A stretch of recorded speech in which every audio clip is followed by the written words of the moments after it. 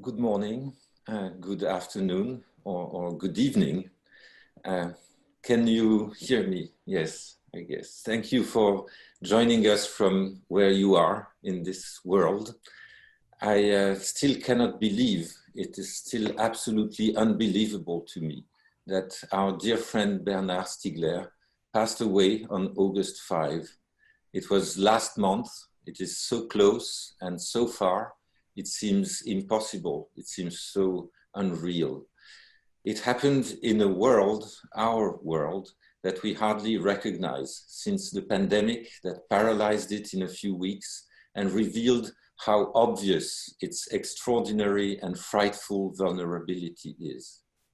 I just quoted from the introduction to what was to be Bernard's last published book, Bifurqué, co-authored with the Internation collective that he founded in 2018, together with Hans-Ulrich Obrist. In an article titled Des mesures, promesses, compromis, that Bernard sent to the French online journal Mediapart shortly before his death, he spoke of the pandemic as the hyper-crisis of 2020. As I was reading and rereading these four words, the hyper-crisis of 2020, l'hypercrise de 2020, I felt almost incredulous of this date, this year, these figures, 2020. They seemed so uncanny. How could they point to what sounded like a historical event when this event is not only not over, not past, but is indeed just beginning to reveal, to use Bernard's own words, a frightful vulnerability. And how could he not be here anymore when he is still so obviously talking to us? Every piece of news from this world, every event in these seismic times seems to be a commentary to one of Bernard's numerous writings, or the other way around. In Mediapart, in the article that was published a month after he passed away, he writes that, I quote, President Trump embodies the global suicidal destiny that the Anthropocene era turns out to be when it reaches its limits, that is to say, now, end of quote. I think that this adverb, now, has never resonated so powerfully in me as in this sentence. Between the time when Bernard wrote down this now and the time when I'm reading it now, there is not only the difference or gap that Hegel famously described in the first chapter of his Phenomenology of Spirit. Now is night, Hegel wrote, and when you read these words again the next day, they are not true anymore, since now is now the morning, or in Hegel's words, this noon. As I recall this famous page from the Hegelian analysis of sense certainty, I can only imagine with a deep sense of loss and sorrow what we could have made of it with Bernard, thinking with him and with him through and of the many time zones in which these words, now is night or now is day, resonate today, now, as we speak and listen to each other on Zoom. But when I read and read his article in Mediapart, when I read the word now, I also thought that between the now of his writing and the now of our reading, it is not only a matter of day and night, of darkness and light, of absence and presence, or of nightmare and awakening. What I hear in this now is also what Bernard often referred to, borrowing the words of Gérard Granel, as the large now, the now that lasts, not only because it is stretched by our retentions and protensions, by our immediate memory and our projection of an immediate future, but also because our mnemonic prostheses, like all the images, texts, videos, recordings we have of our beloved Bernard, turn these large now into what Bernard called, beyond Granel's analysis, a very large now. It gives me some fragile solace that when Bernard wrote now, this now is still a now wherein he is somehow with us. In other words, that we are not alone in trying to think when, I quote him again, President Trump embodies the global suicidal destiny that the Anthropocene era turns out to be when it reaches its limit, that is to say, now, end of quote. When the tragic news of Bernard's passing away arrived, the day after, my friend Emily Apter wrote to me and suggested that we should organize a memorial for him at NYU. And here we are now, about a month later, with his friends, with those who worked with him, thought with him, translated him, and were inspired by him. Thank you, Peter. The consummate para-academic, and I have the New York sirens in the background here, I'm sorry. The consummate para-academic, Bernard Stiegler, passed through and around institutions. INA, the Institut de Recherche de l'Innovation, IRCAM, the Institute for Research and Coordination in Acoustics and Music, Ars Industrialis, a collective association co-founded by Bernard, a collaborative research group at the Centre Pompidou, and Internation, a transdisciplinary collective coordinated by Bernard and curator Hans Obrist. These, along with a host of alternative pedagogical spaces and universities all over the world. This mobility on the margins was an inspiration for a host of intergenerational thinkers working in the interstices of art, computation and programming, philosophy, teaching, and creative practice. Bernard was, especially in my view, a unique figure. And as we'll hear from the speakers who've generously agreed to contribute their reflections and reminiscences. Before introducing the morning panelists, let me briefly evoke his dedication to an open access philosophy, what he once called inclusive multilateralism. I cite from his semi-autobiographical text, Passer à l'acte, which begins with a response to Marianne Alphonse's question, comment devient-on philosophe dans l'intimité et le secret de sa vie?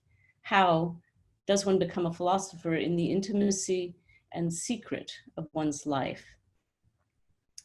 Bernard confesses that the question plunges him into embarrassment and then comments, quote, in the philosophical vocation, if such a thing exists, there does not seem to be this dimension of specialty. No one is devoted to philosophy in particular. All of us could be devoted to philosophy, which would immediately constitute a gift precisely common to all. The philosophical vocation cannot be a determination of such and such individual in particular.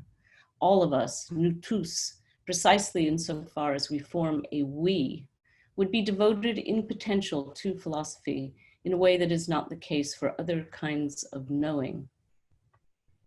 If there are people more particularly devoted to philosophy, this would be then insofar as they are capable of making the passage to the act from a common potential.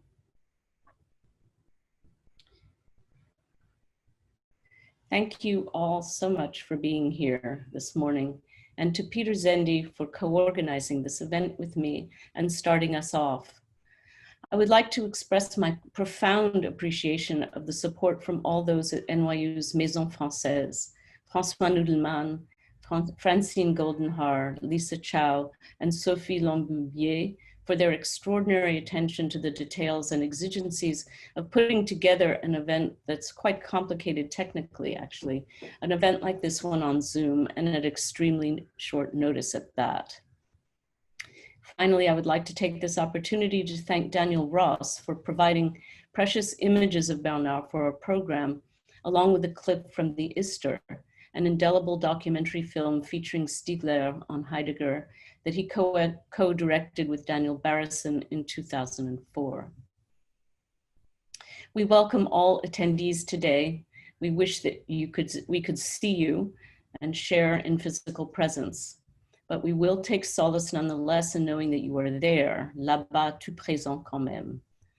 On a logistical note, let me remind you that you can use the link that you received in your registration to exit and re-enter the event throughout the day.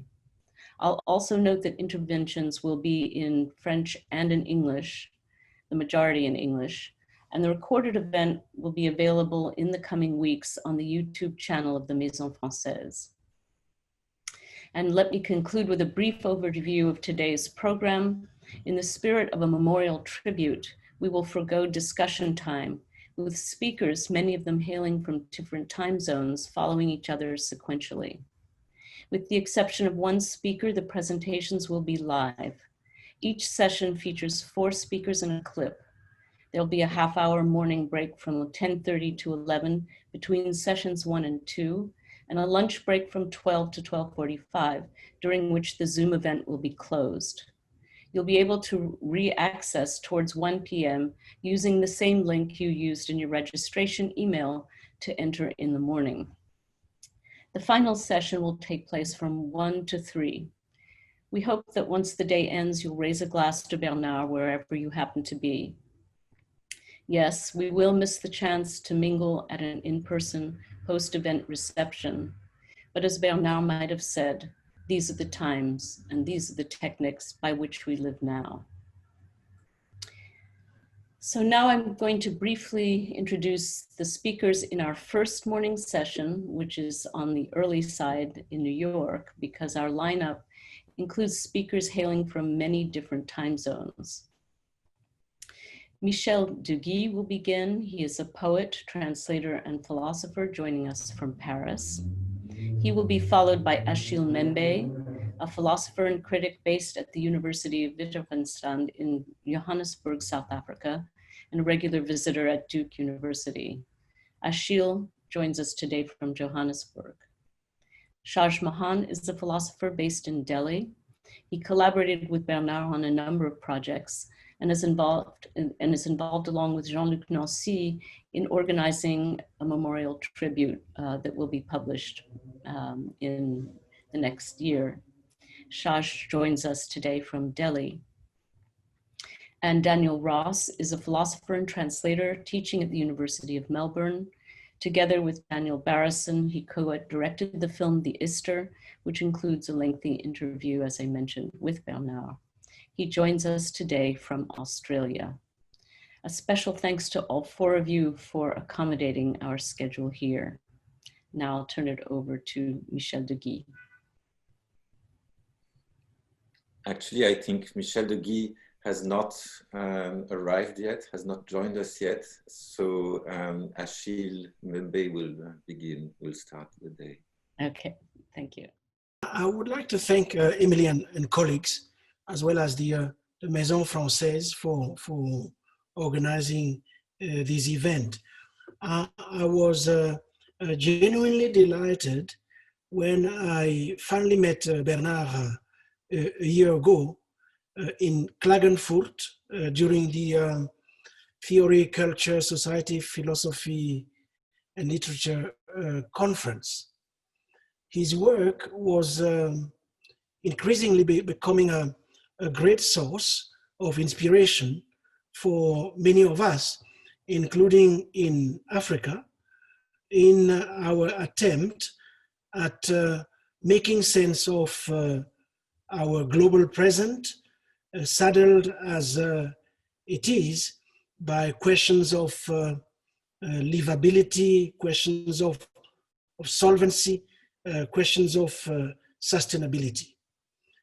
I had been reading Bernard since the early 2000s, and I had been attracted by his understanding of technology, or what he called techniques, techniques conceived in the broadest terms and encompassing writing, art, clothing, tools, and machines. Bernard was, the Bernard who attracted me was one who was making a key point according to which what distinguishes our species from other life forms is to a large extent our reliance on what he called constructed prostheses for survival. In this intuition, he was following in the footsteps of Leroy-Gourand and many others, arguing then that techniques play a constitutive role in the formation of subjectivity, opening up in this process horizons of possibility for individual and horizons of collective realization. I also learned a lot from his reflections on questions as diverse as the philosophical and political stakes of new technologies, matters concerning the artificial preservation of memory, the appearance of new technological modes of reflexivity, or a point he liked to keep coming back to, the consequences of mass consumption for desire and consciousness, or for the aesthetic capacities of humanity. I was also, before I met him, pondering over a key issue that has kept appearing in his writing. That is whether we could account for processes of vital, physical, or psychosocial individuation while overcoming the traditional opposition between the psychic and the social.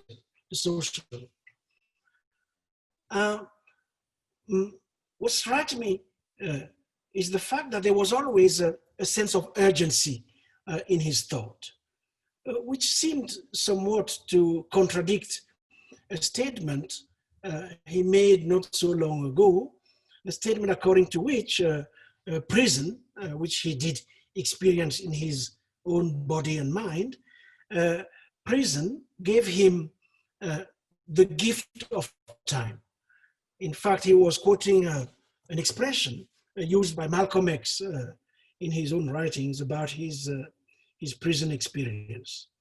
So in this small act of remembrance, I'm not going to go into some of the concepts he coined, and many of which originate from Greek, German, French vocabulary, but also from thermodynamics, from biology, even psychoanalysis or political economy.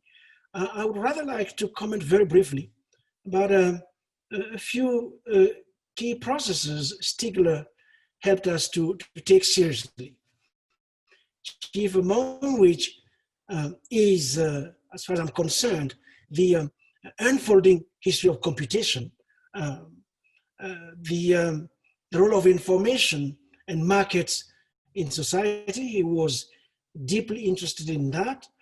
And he was, of course, deeply preoccupied by a model of economics, neoliberal economics, which is driving climate change, which is driving addictive consumerism and automation, which is also accelerating the advent of a being that is no longer exclusively biological, but also technical, which is accelerating new forms of knowledge that are increasingly deterritorialized, which are automated, which extend beyond the sustainable limits of the biosphere.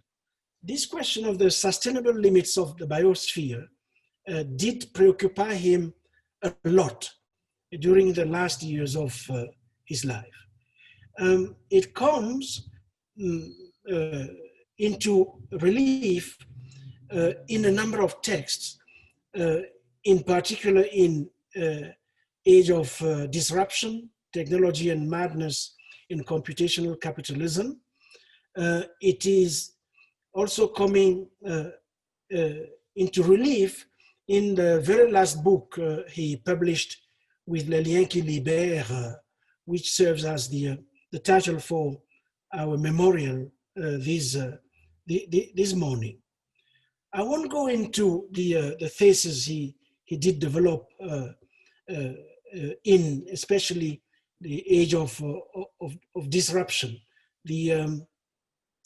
what he called the proletarianization of the human mind, proletarianization which is no longer a threat posed to physical labor, but to the human spirit itself.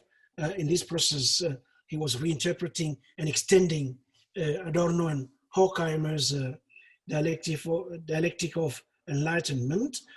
I won't go neither into long developments he made on the risk-taking ethos of computational capitalism, which he argued has created a generalized spirit of disinhibition, a spirit which is a threat to law, which is a threat to morality, governance, and which paves the way, he believed, to a kind of secular nihilism, and more importantly, to a kind of rationality which essentially consists of mathematical calculation. And therefore, it seems to me the key points Bernard was trying to raise by the end of his life had to do to some extent with, let's say, the extent to which we have entrusted our rationality to computational technologies that now dominate everyday life. Life itself being increasingly dependent on screens and other artifacts driven by algorithmic anticipations of their users' preferences and even writing habits, all of which he believed made authentic thinking, let's say, difficult. Not that he thought that authentic thinking and calculative thinking were mutually exclusive. He didn't, but he thought that the global economy, powered by computational reason and driven by profit, was somewhat foreclosing the horizon of independent reflection for the majority of our species. He thought that the possibility of thinking itself was threatened. I will miss Bernard, because these are questions I would have loved to examine with him, starting from my position, my life, my present in Africa. As you know, Africa has often been perceived as living precisely at the margins of the world. And yet, Africa has been central to our planetary history, our history on Earth, and it is central to our planetary futures.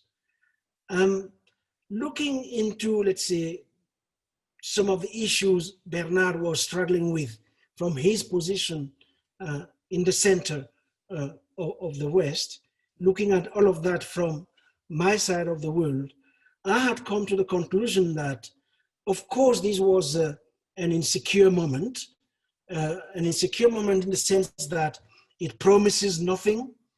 It promises nothing in a world dominated evermore by the specter of its own demise, and he was very, very sensitive to this.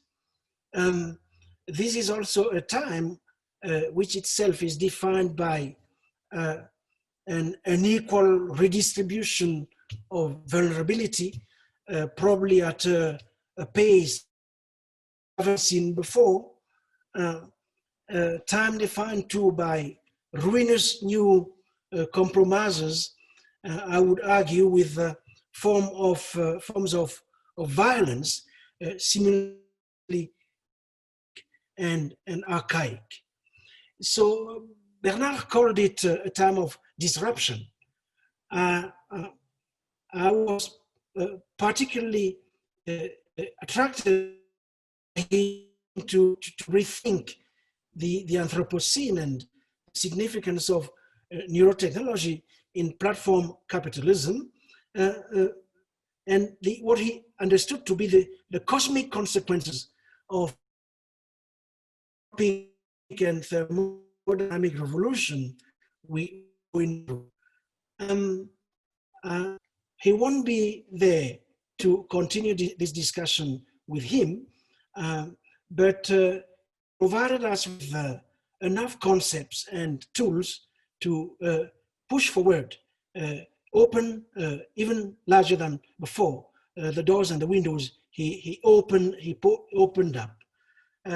In these moments of high brutality, when it seems to me power is reconfiguring itself, it is acting, it is reproducing itself as a geomorphic force, and not simply as a digital force, as a computational force. How so? Through, I would argue, processes that include fracturing and fissuring, emptying vessels, drilling, expanding organic matter, in a word, through depletion. And I will end there drawing attention to the molecular, chemical, and radioactive dimensions of these processes. I believe that Bernard, as I said, provides us with to push this kind of reflection forward. And I would like to thank him for the gift he has been in our lives. Thank you very much. Good morning, wherever you are. I would like to first thank Emily and Peter Szendy for organizing this event, and I thank all the participants who have come here to remember Bernard. Bernard Stiegler was developing a philosophy which was already able to stay ahead of the speed of the machines.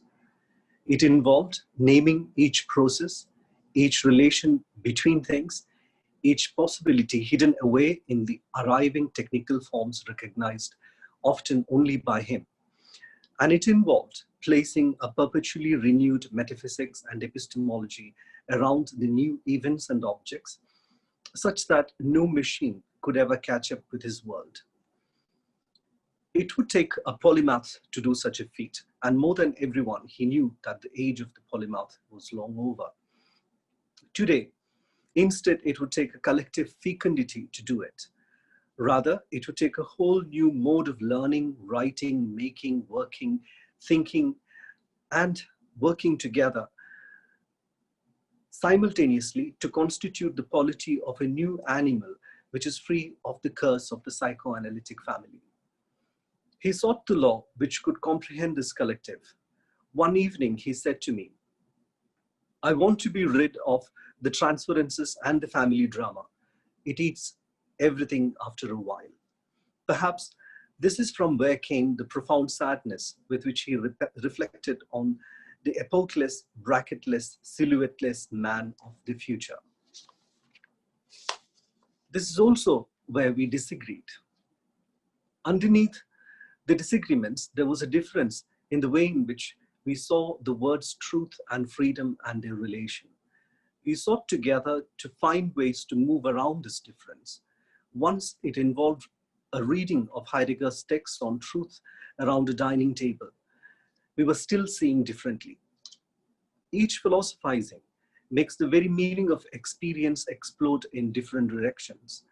In Bernard's words, I quote, "Philosophy is always the philosophy of a philosopher," end of quote. Bernard and I lived under the same roof for weeks with our philosophical differences, and it was never difficult, which made him wonder too. And he said to me, "But you don't interpret. I think you write what you see." A quick portrait of this difference has to be drawn out before saying anything further. I saw in Bernard two drives, one for truth and the other for open potentials which disperse truths. I found that the former was overriding the latter. We begin with his self-portrait from the book Acting Out, which Emily had read out a while ago. I quote, "I will succeed in individuating myself only if I succeed in making you individuate yourself with me," end of quote. The two individuations of you and me never produce two similar understandings, for my words will always be misheard by the other. He wrote, I quote, "This is the condition of the we, and it is what develops potentials," end of quote. That is, a misunderstanding which takes great care precedes a portrait in philosophy, whether the portrait is of a philosopher or of philosophical differences. The careful misunderstanding is the fecundity of thought which propels philosophy. In the words of Whitehead, towards novelty. For Whitehead, it corresponds to the impulse to live better. For Bernard, the potentiality to be a philosopher is the most common or the most general, whereas the gift which makes a musician or mathematician is rare. One actualizes the common potential of philosophy in order to become a philosopher. The actualization of the philosopher is a movement towards truth itself, where it finds completion. Bernard drew this discussion from Aristotle. For Aristotle, the incompletion of the actualization of a potentiality leaves not the debris of actualization, but the possibility of evil. Evil is in that which has not yet closed off the arrival of its dunamis through its kinesis. Once one is already a philosopher through the conversion of the common potential into the peculiar immortal that the philosopher is, this very conversion places a demand upon the philosopher. It is of exemplarity. The life which unfolds from this point onwards must conform to the thoughts such that the philosopher makes manifest a value in his very being.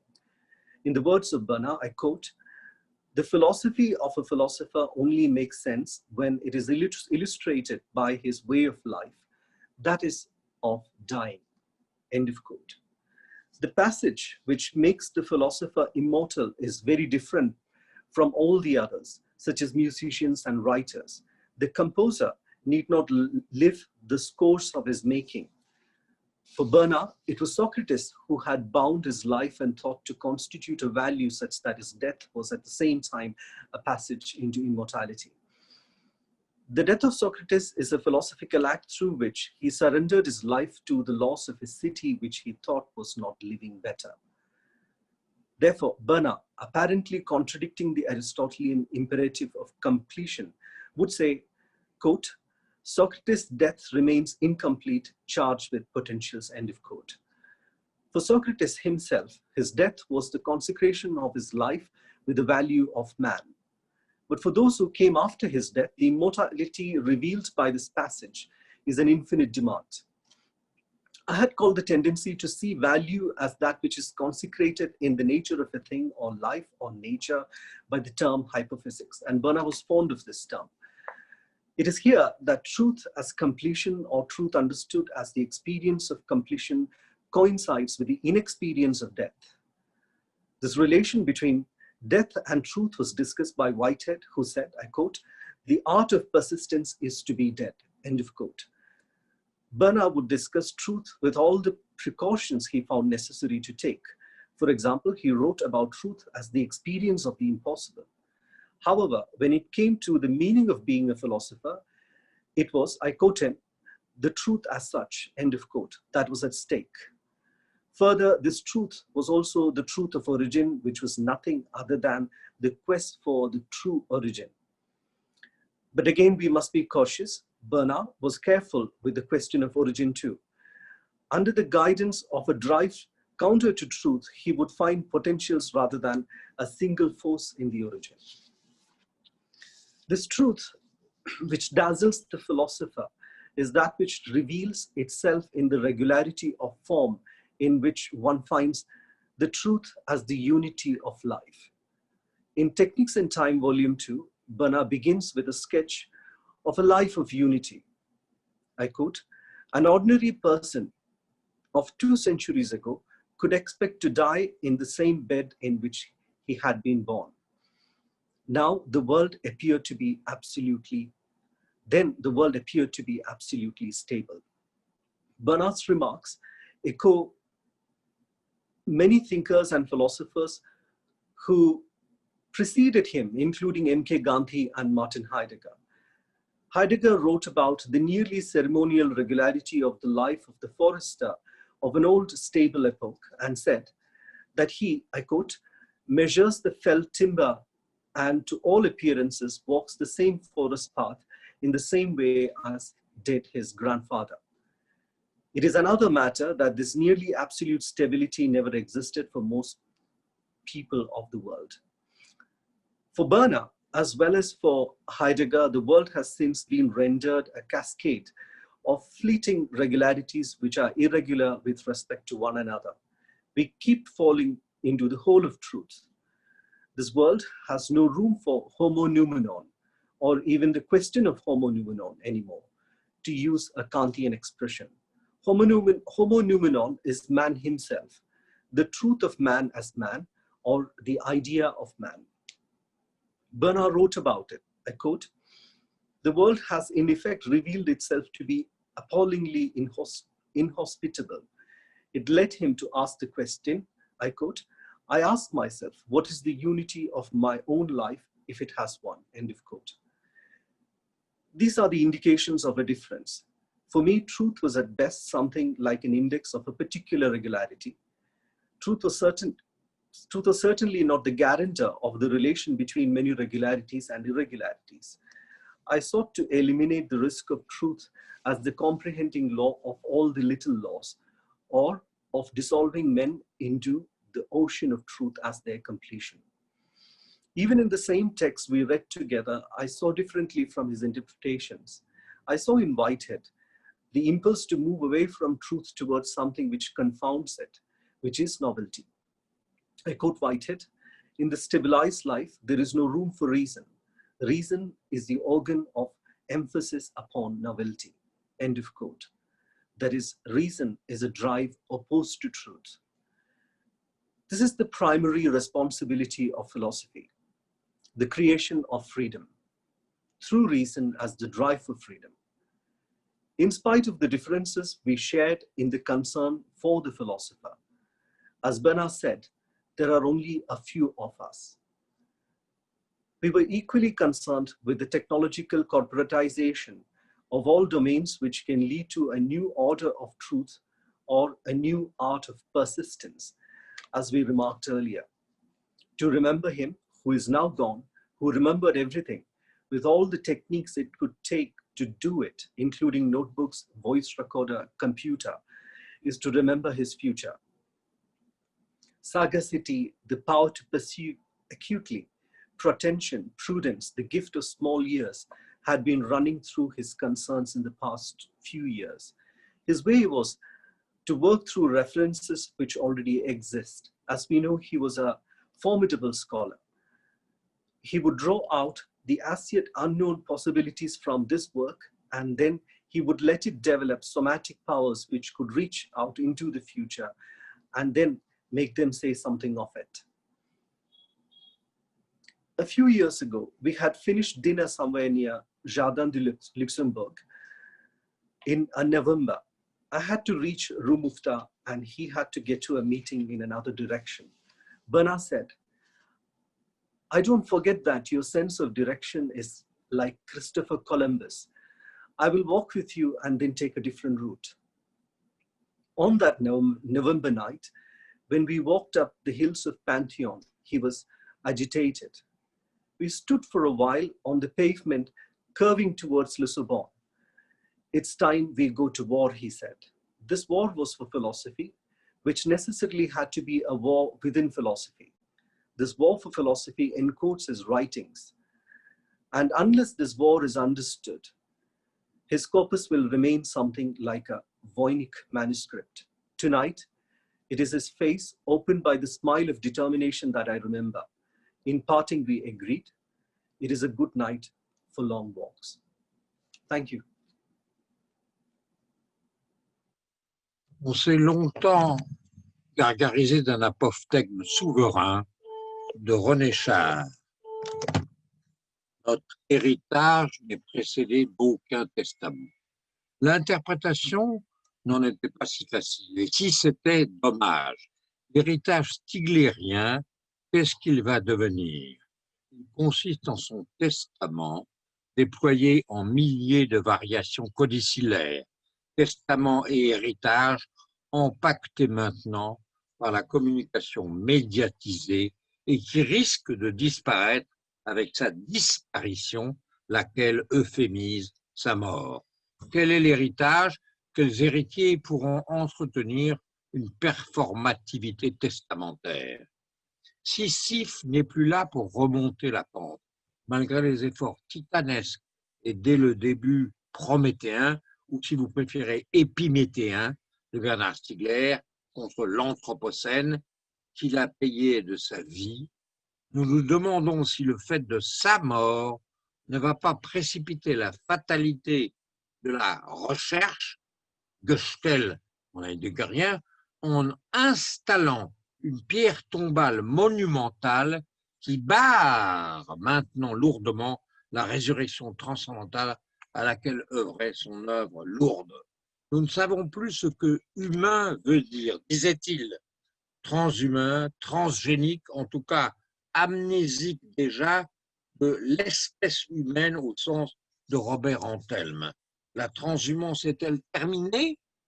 Le spectre impérialiste hante un monde géopolitique géocidaire et jette les unes contre les autres les puissances nationales populistes, chacune armée pour tout détruire et elle-même en guerre intestine, qui demanderait d'être appelée du nom propre de leur autocrate, Trump, Poutine, Erdogan, Xi, sans omettre les grenouilles aussi grandes que le bœuf, Orban et sa grande Hongrie, le Biélorusse. Quelle était l'espérance stiglérienne? Son peut-être. Je cite la page 386 de son dernier livre.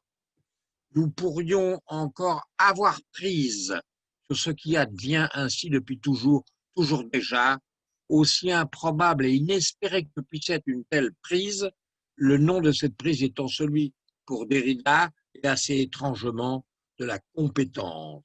En l'occurrence, et face à la vraisemblance d'une apocalypse nucléaire, cette compétence étant le pouvoir textuel de la littérature, cependant que cette apocalypse et sa possibilité menacent de détruire fondamentalement et totalement toute trace littéraire en tant qu'elle est toujours déjà et avant tout une trace exosomatisée.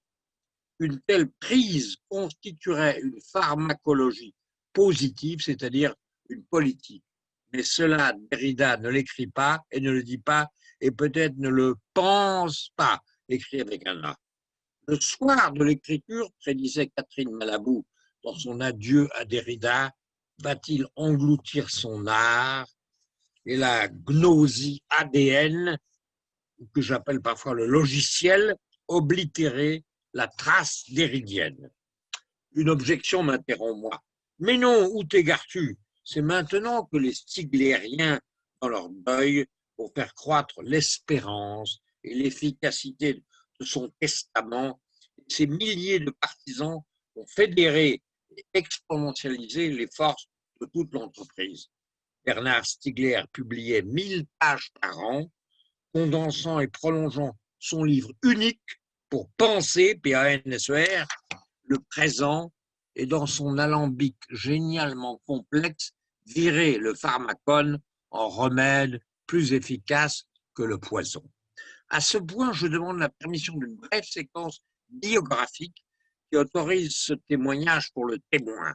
Une cinquantaine d'années signées d'amitié aux circonstances très diverses, de la conversion du jeune délinquant à l'étude philosophique, les années Granel-Derrida, jusqu'à l'équipe du Collège international de philosophie que je dirigeais pendant quelques années, jusqu'aux conférences d'Ars Industrialis au Centre Pompidou, à l'Erie, aux journées radieuses et doctes à Épineuil-le-Fleuriel, en passant par des voyages à La Havane ou à New York, et par l'Eurostan devant la fontaine Médicis.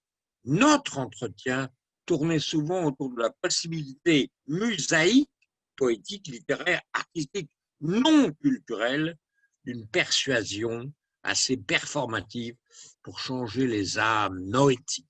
Une rhétorique donc assez ascensionnelle pour enclencher une adhésion élévation baudelairienne. La dernière fois, 2019, c'était pour et autour de Greta Thunberg, avec le Clésio et de proche en proche un nous élargi, dont les numéros 172, 173 de la revue Poésie font preuve. Comment soulever, enthousiasmer les tribunes, malgré les demi-habiles et les roués de la politique, les sardoniques ou les assis.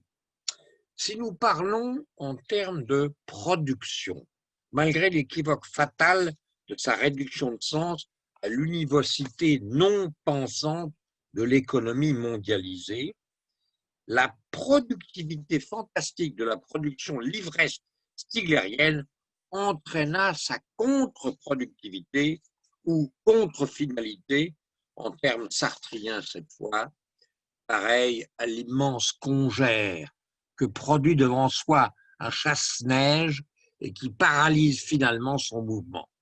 La logorrhée néologisante de sa logique pensante, de renouvellement du logos, dans sa récapitulation de toute l'histoire de la pensée, de Parménide à Husserl, de Hésiode à Hölderlin, d'Aristote à Derrida, de Homère à Célan, que sais-je, amoncelle sur sa tête le cloud d'une réputation de complexité et de ressassement ésotérique et illisible. Et le risque est qu'un même sort échoua à son travail, qu'à l'œuvre phénoménologique refondatrice de son maître Husserl, qui ouvrit et excava un chantier si vaste que 3 générations d'héritiers le transformèrent en fondation à visiter au musée des archives. Testament sans héritage, qu'il n'est pas sûr, malgré l'hypertextualité miniaturisée en big data, que les ordinateurs resservent à un nouveau lectorat en super-intelligence artificielle. L'événement du nouveau commencement. Eraignis, dirait un heideggerien, mais qui n'attendrait pas le gré de l'être pour renverser la dévastation, peut-il advenir, transporté par un soulèvement écologique radical, que la lutte pour le pouvoir, ni les croyances vagues, dirait Valérie, ne disloqueraient pas aussitôt. C'était l'espérance.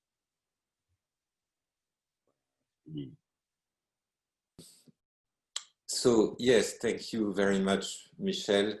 We will now screen a 4 minutes clip from the Easter documentary film, co-directed by Daniel Ross and David Barrison in 2004, inspired by a 1942 lecture course delivered by Martin Heidegger and dedicated to Hölderlin's eponymous poem.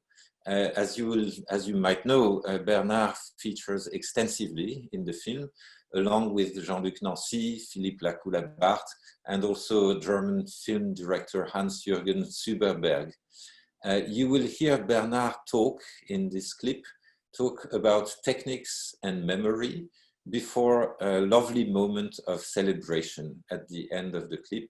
We are very grateful to Daniel Ross, co-director of the Ister and one of Bernard's major translators in English, who will speak right after the clip.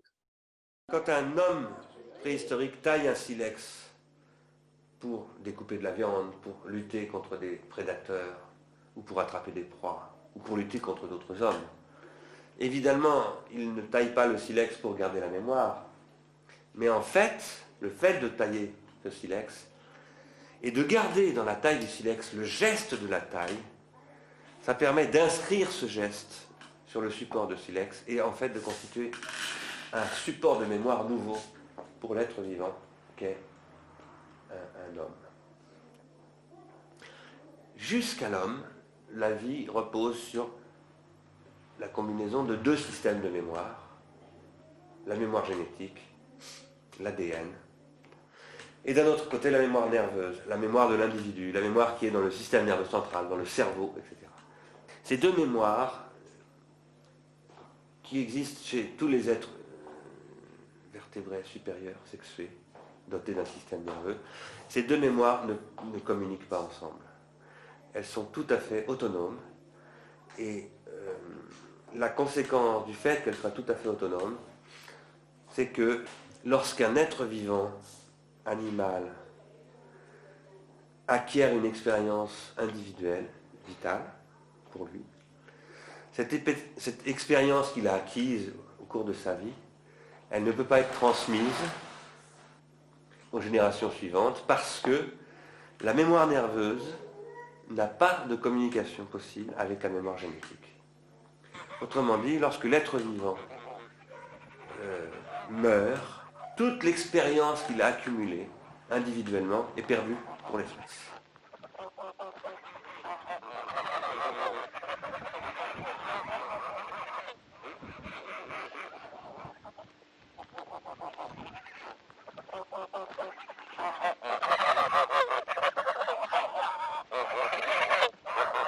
Au contraire, à partir du moment où la technique apparaît, cette technique rend possible, au début,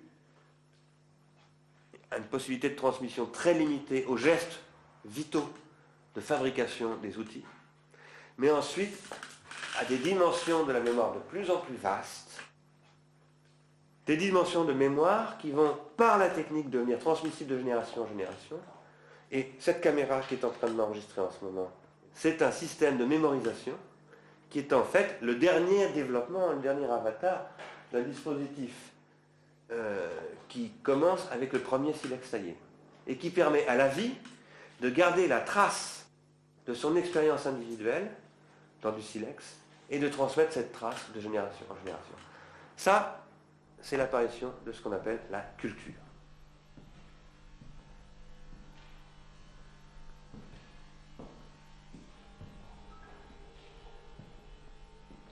Et évidemment, c'est aussi l'apparition de la possibilité de conserver le passé d'un groupe social sur un support de toutes sortes. Ceci, ce verre, est un support de mémoire. Il n'est pas fait pour garder la mémoire, il est fait pour boire de l'eau. Finalement, vous n'avez pas bu. Mais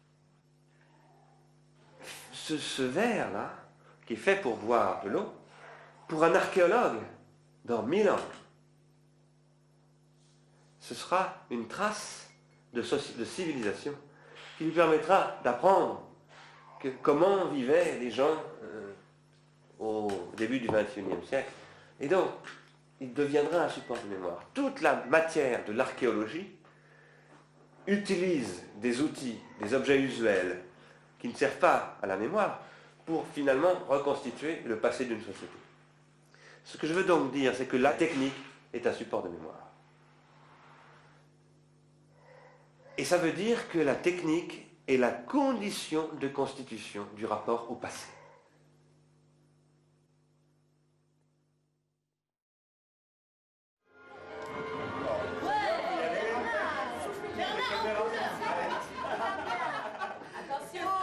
J'ai pas intérêt à rater mon fou. Attention.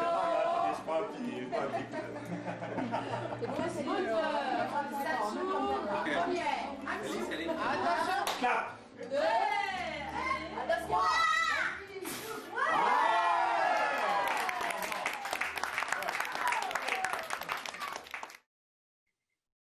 Thank you to Emily and Peter for the invitation and for another chance to show that clip from the Ister.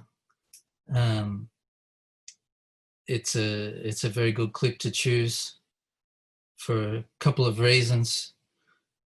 One, because it always is very nice to see that part, and the fact that that interview was conducted just minutes before the party that you then see at the end.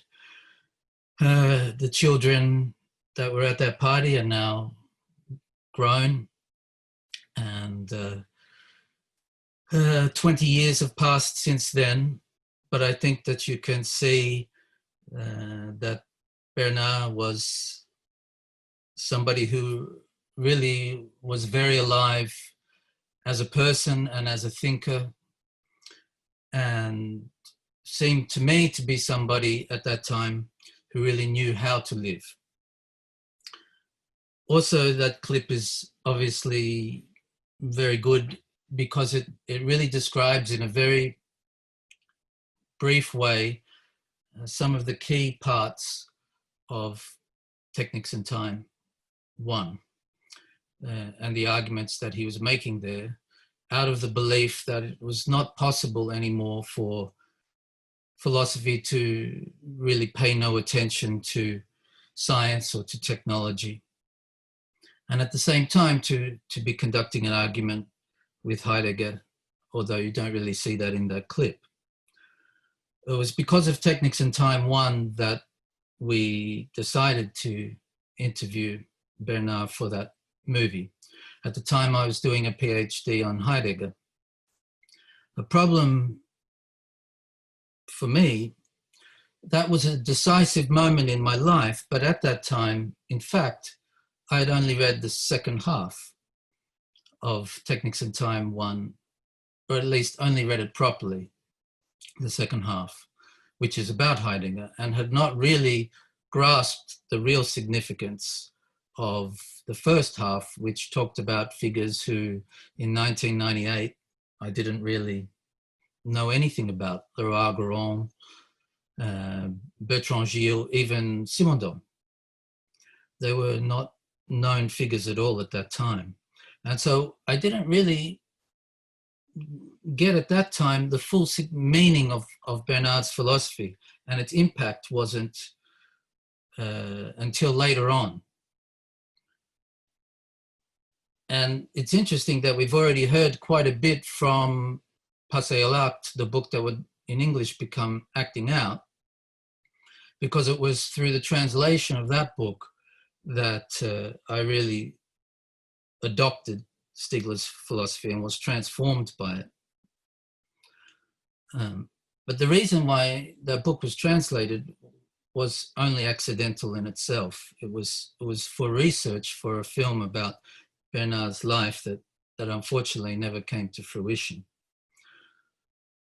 In that book, in Acting Out, as we've heard a little bit, Bernard comes to Aristotle. And I think if you want to ask about the beginnings of Bernard's philosophy, the origin of Bernard's philosophy, even with all of the understanding of the complexity of the notion of origin, and the fact that the origin is always complicated, as Bernard said, I think it's in Acting Out and in Aristotle that you have to look.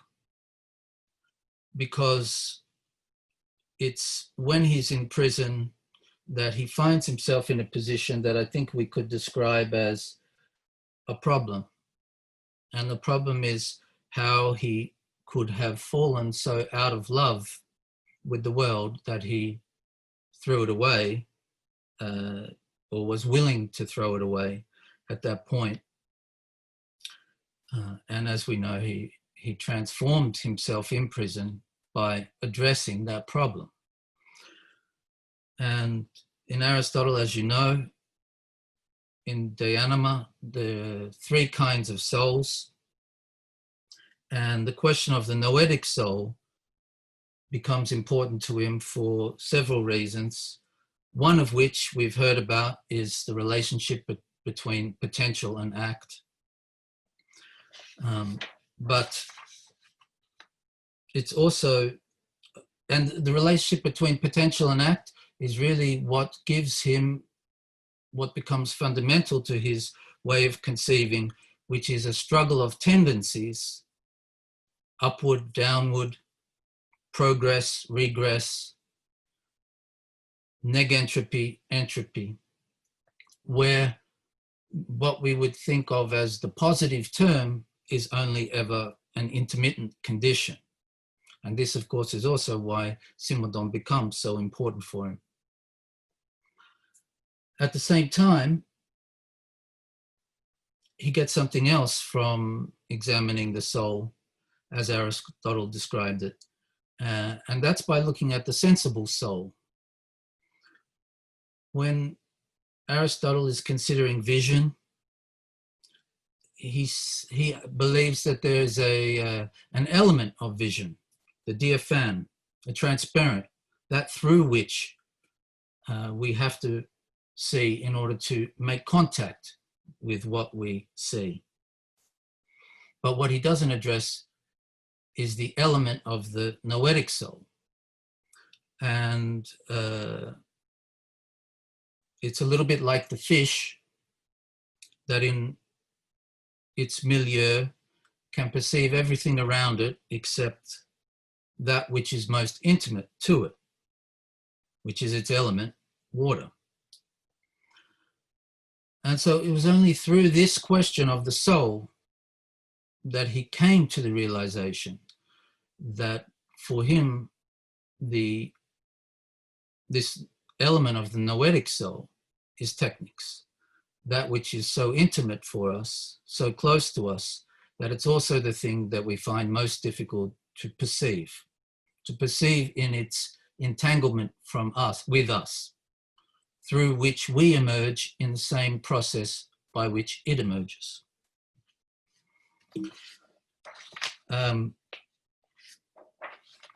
To me, this was the revelation that I think he had, and that then convinced me that he's really taken a giant step in philosophy that then produces later on the first volume of Techniques in Time.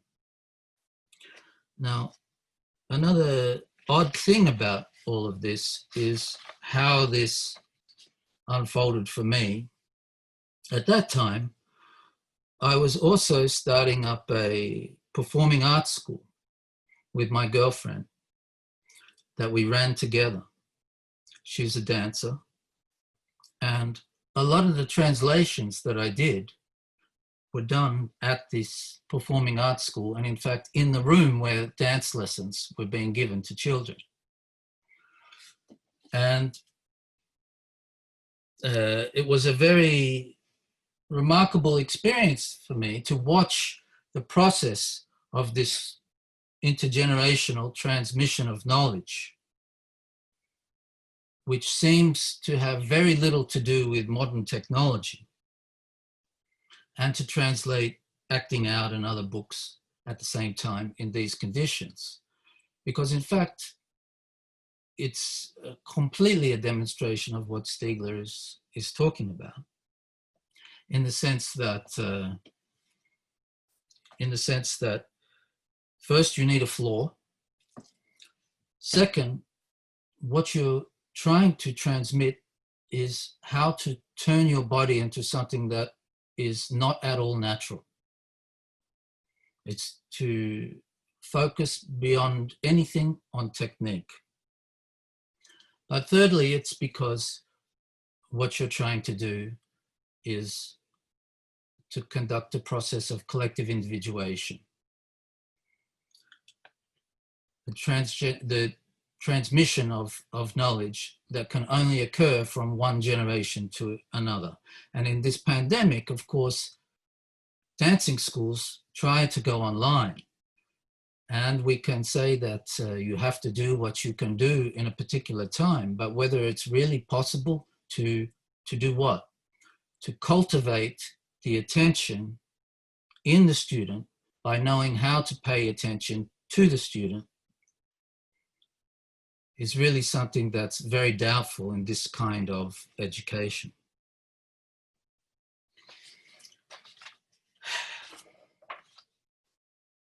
Now, during this time, I didn't, my practice always was to say to Bernard as little as possible. I was on the other side of the planet most of the time from him, and most of the time I would try to not ask him questions, not raise things, because it seemed to me that he was a guy who was always in demand, and it was necessary to respect his otium as much as possible, and so to figure out everything myself, which was sometimes difficult. And but there was one occasion where I did write to him in January of 2013. In an email, I asked him about his use of the concepts of entropy and negentropy in his work, because sometimes they would appear, and it seemed to me quite significant. You can find them all the way back in Techniques in Time 1. But only a little bit, but in a way that seemed to me to keep appearing, but requiring some further elaboration. So I asked him if when he used these terms, he meant them in a scientific way, in a mathematical way, as in thermodynamics or in information theory, or again, in the way that Schrödinger used it in asking himself about biology. I asked him whether it was scientific or metaphorical, or as I asked, somehow quasi-metaphorical, not quite metaphorical. And he replied, and to paraphrase, he said something like, well, it's complicated, but I can't explain it all now. And it was sometime after that, I don't know if it was anything because of the email that I wrote, but sometime after that, he published Automatic Society and started to give lectures that eventually became the chapters of the book, The Neganthropocene. And it was a remarkable step in his thought, I think. Stiegler never went back on anything that he said in any work that he wrote. As far as I can tell, he never changed his mind, but he did deepen what he thought. And with these terms that he came up with around 2014, anthropy, Anthropocene, Neganthropocene, negantropy, neganthropology, all of these terms seem to be born whole. And for me, it was a question initially, even though it was an important step because it was something I wanted to know the answer to, how he thought about entropy. But at the same time, it was such a profusion of terms that for me, it was a question, what's going on here? But eventually I was convinced. And I believe that this was the second major leap that Bernard was able to make in philosophy. And that really has yet to be recognized outside a very small circle. And perhaps that work is not totally done yet. And he left it undone, perhaps. And so this is our task. And the possibility of thinking what's called the Anthropocene in these terms seems to me to become our necessity. When Jacques Derrida died, Bernard wrote a short thing about that, a tribute to Derrida. One of the things he says is, quote, "The elementary supplementarity that Derrida uncovers, however, is also that of an impossibility of all mastery, and in that an intractable not knowing how to live. And as we know, this was the focus of Derrida's last text. And I said at the beginning that it seemed to me that Bernard knew how to live very well, but at the same time, there was a not knowing how to live that I think was deep inside him as well, and became more and more evident over time. At the same time, I'd also like to quote a sentence from Taking Care by Bernard, where he says about Foucault, after criticizing the idea that every institution can be treated as disciplinary in Foucault's sense, because discipline has more than one meaning. And it's important to remember that. The sentence is, quote, "But what Foucault completely neglects here is the role of the master teacher who, through a discipline not of surveillance, but of integration into circuits of trans-individuation, regulated by concepts rather than norms, is charged with forming an intergenerational and nevertheless rational we, as the formation of mature attention in this sense." So on the one hand, we have the impossibility of mastery, and on the other hand, we have the necessity of the master. It reminds me of a conversation that I had with Bernard on the West Lake, where we were considering the next generation to come after Bernard. I said that for me, he was a master thinker, and that I had some worries because I felt that there was a little bit of a situation like what Freud describes, imagining the primal horde, where the sons of the next generation, finding some new instrument, get together and kill the master, kill the father. And Bernard's reply to this was to say, yes, but in that case, what I'll do is write a book about how to kill the father. And then my book will still be better and I will still be the master. Of course, he was joking. And the problem of not knowing how to live remains intractable today more than ever. Mastery has never felt so impossible. And the absence of the master, never more of an abandonment, a homelessness, at least for me, as I'm not ashamed to admit, but also as I confess in my shame and to my shame. It is undoubtedly the end of a world, and from a certain perspective, the indefinite article should perhaps be replaced with the definite. Grandiose as it may sound, Stiegler seems to me to have been, in a way, the last philosopher, to have brought the 2,500-year circuit of trans-individuation that philosophy will have been to a kind of culminating point, but in a situation where the possibility of its continuation may already have passed its twilight and headed into its nightfall, arriving too late. The turtle doves having dropped from the sky, stunned and exhausted. Bernard both knew better than most how to live and did not know at all how to live on. And both to an inordinate degree, with absolutely boundless energy, but exhaustingly, in a manner both carefully measured and wildly excessive. Master of a knowledge transcending all hopes. With the loss of Bernard's Apollonian and Dionysian exemplarity, our own not knowing how to live on reaches its own culmination.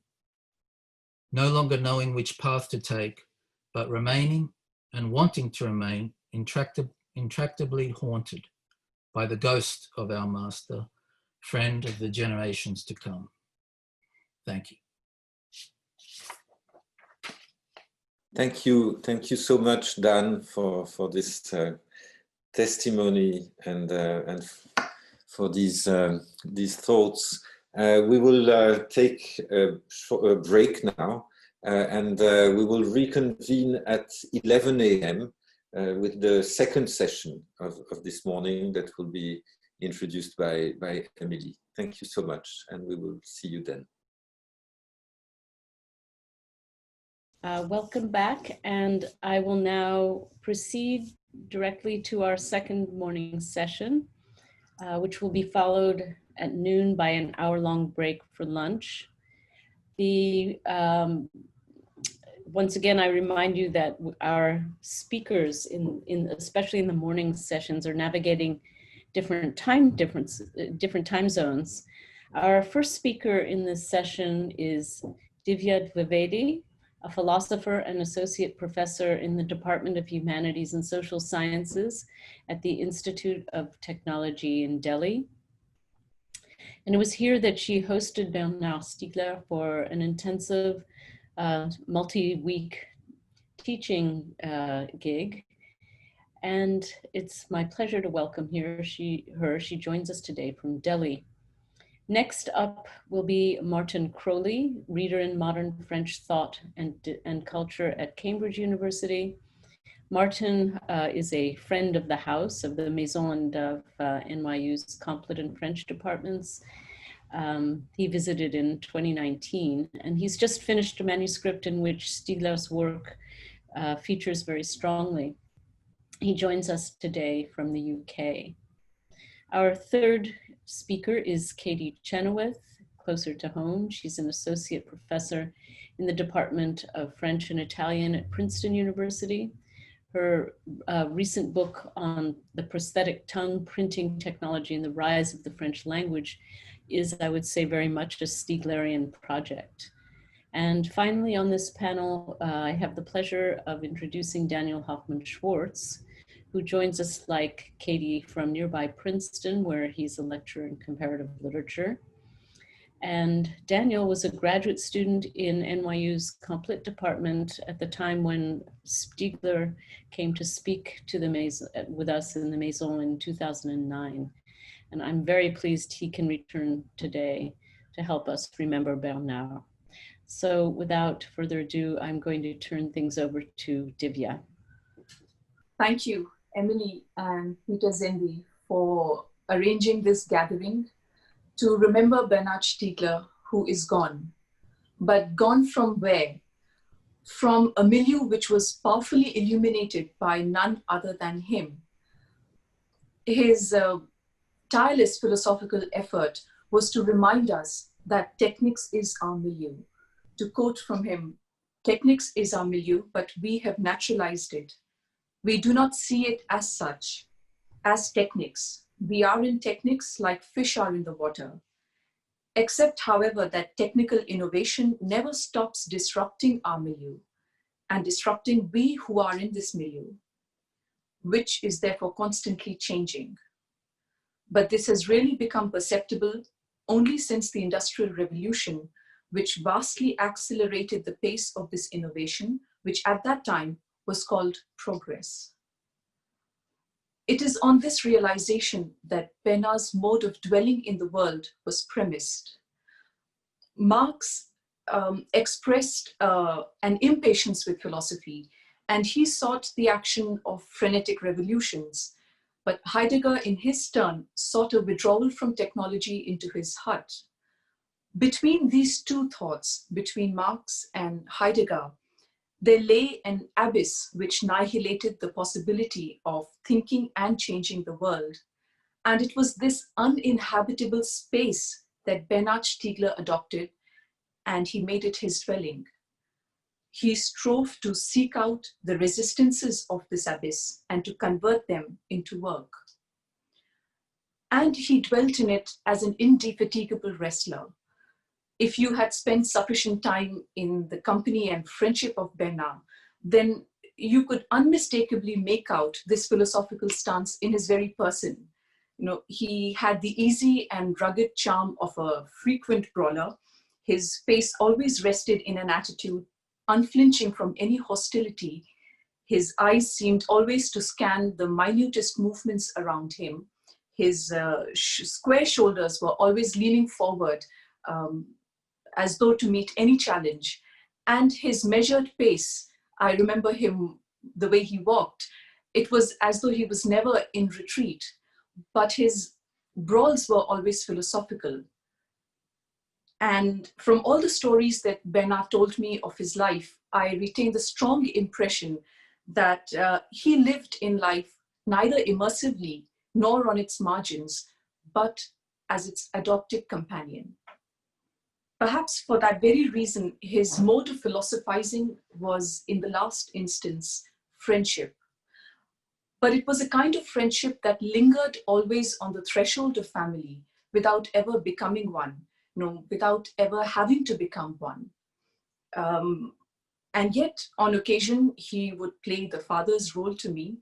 He would never allow me to pay for the lunch. And I remember he would inquire into my whereabouts of my residence in Paris, and then he would recollect all the details of the neighborhood, including the denominations and political leanings of a cathedral that was across the road.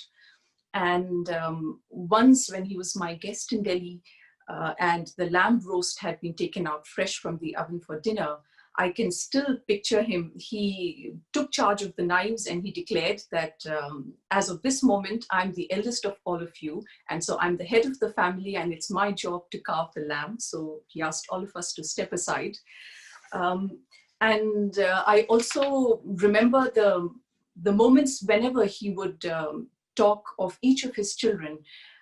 It was as though he was a transformed man altogether.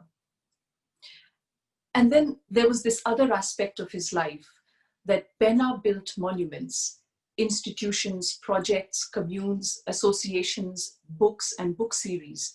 And they were the shelter, the harbor of hundreds of young minds. It was a collaborative work that he was building in each of these instances. And his ambition was the world itself. Most recently, he had been working to create nothing less than a new bouletherion, that is the formation of a we, a collectivity of everyone. And he found its possibility in the, as he put it, quote, textual corpus, accessible à la lettre, that is, through the freedom of interpretation which had been realized by literalization, according to Bernard. Indeed, he derived through his writings and through his theory of writing the very opposite of Rousseau's idea of writing, about which Blanchot had observed that it was an alienation, and to quote Blanchot, the alienation that writing remains, the evil alienation. Bernard's conception of writing as the access to freedom of interpretation was, I think, his opening onto and his vision of the history both of technology and of philosophy. Bernard's style of committing himself to the freedom of everyone, which constituted this we, was without being grounded in blood or convention, and it also made him examine the fascist and conservative developments all over the world. He would scan every newspaper report, he would hunt down their organizational activities, not only in formal politics, but in every other component of society, be it technology corporations or literary works or new media. And he closely tracked every difficulty that was faced by any of his friends in any part of the world, if it was in relation to the political situations. And in this pursuit, there was a form of care that was something much more than just solidarity. I remember that he would often ask me, because he was closely following what was happening in India, are you safe? He would ask sometimes, should I do something? And he would say, I'm watching what is going on over there. And in 2018 at UNESCO, we were launching the special issue of the journal Revue des Femmes Philosophes, which is edited by Barbara Cassin. And I was the special editor of this issue, which was titled Intellectuals, Philosophers, and Women in India, Endangered Species. And Bernard gave a very forceful address on this topic and on this occasion. Bernard could see the componential connections that are comprehended in the complex system that the world is. And so his concern for his individual friends was simultaneously the concern for the future of the world and for philosophy itself. For instance, on learning about the recent arrests of academics and journalists in India, he had written to me in a mail, I would like to quote, "We must think how to take care of this process during the next decade and find its skeptical moment in the Hegelian sense. It is the most gigantic challenge ever encountered during human history." These were his words. What he would then observe about my philosophical writings was equally true of his own. Again, to quote him, he too was searching for the limits of geopolitics as they can be tested in the planetary regression of the beginning of the 21st century. Bernard and I, together with a number of other thinkers, some of whom are speaking this morning, were organizing a conference to discuss this very topic under the heading of evil. And we were organizing it together with Collège de France and UNESCO, and it was to be held in June this year. Of course, it is postponed now, but when it does take place, which will be without Bernard, it will be our responsibility and passion to think with him and to imagine what he would have said on this occasion through this term. Every moment shared with Bernard revealed to me his capacity for this philosophical care, which had infinite room for disagreement. And yet this disagreement would never approach or test the limits of friendship. It was a kind of relation that could exist outside any institution or commune or association or even project. And it ran on the fuel of patience and the freedom to explain our differing positions to each other and to do so repeatedly without ever letting go of that difference, without ever having to keep it out of the friendship in order to relate to each other. Such was our fundamental disagreement over the concept of locality that we were discussing in the past couple of years. Bernard wanted to snatch the term locality from the jaws of the 21st century far-right politics, and he wanted to redefine it. Whereas I wanted to set aside this term altogether as something that would always be determined by an inherited past. And that was why perhaps Bernard invited me again and again to articulate my position the more fiercely. And in my turn, I would raise and scrutinize again and again what I found to be two opposing tendencies in his position on locality. On the one hand, there was anagogia, as he called it, and anagogia still returning to the Greeks, even after Bernard himself had destroyed all reliance on myth and mystagogical narrative, as he called it. And on the other hand, there was his insistence on an infinitely futural pedagogia of techniques. That is, as I saw it very excitedly, the transitivity of a freedom that could adopt everything and then mutate it. And the most memorable formulation of these two tendencies that I found in him was something he had stated in a lecture course, and I will quote, "But what does my past really mean? It was never mine. I had not lived it. My past is the past from out of which, having adopted it, I am capable of projecting a future that is not just mine," unquote. And he added, again, to quote, "Adoption is the constitutive law of human groups, that is, of the processes of individuation, as they are based on exosomatization, but it is generally obscured by a narrative that is a myth in the strict sense of the word," unquote.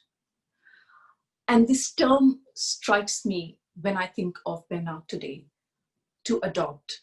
This verb derives from the Latin ad plus optare, and it bespeaks desire, choice, freedom.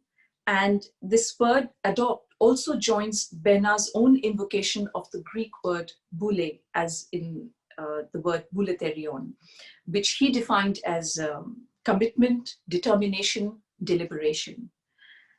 And this was the discussion in the lecture course that he and I had taught together for 2 weeks at my institute.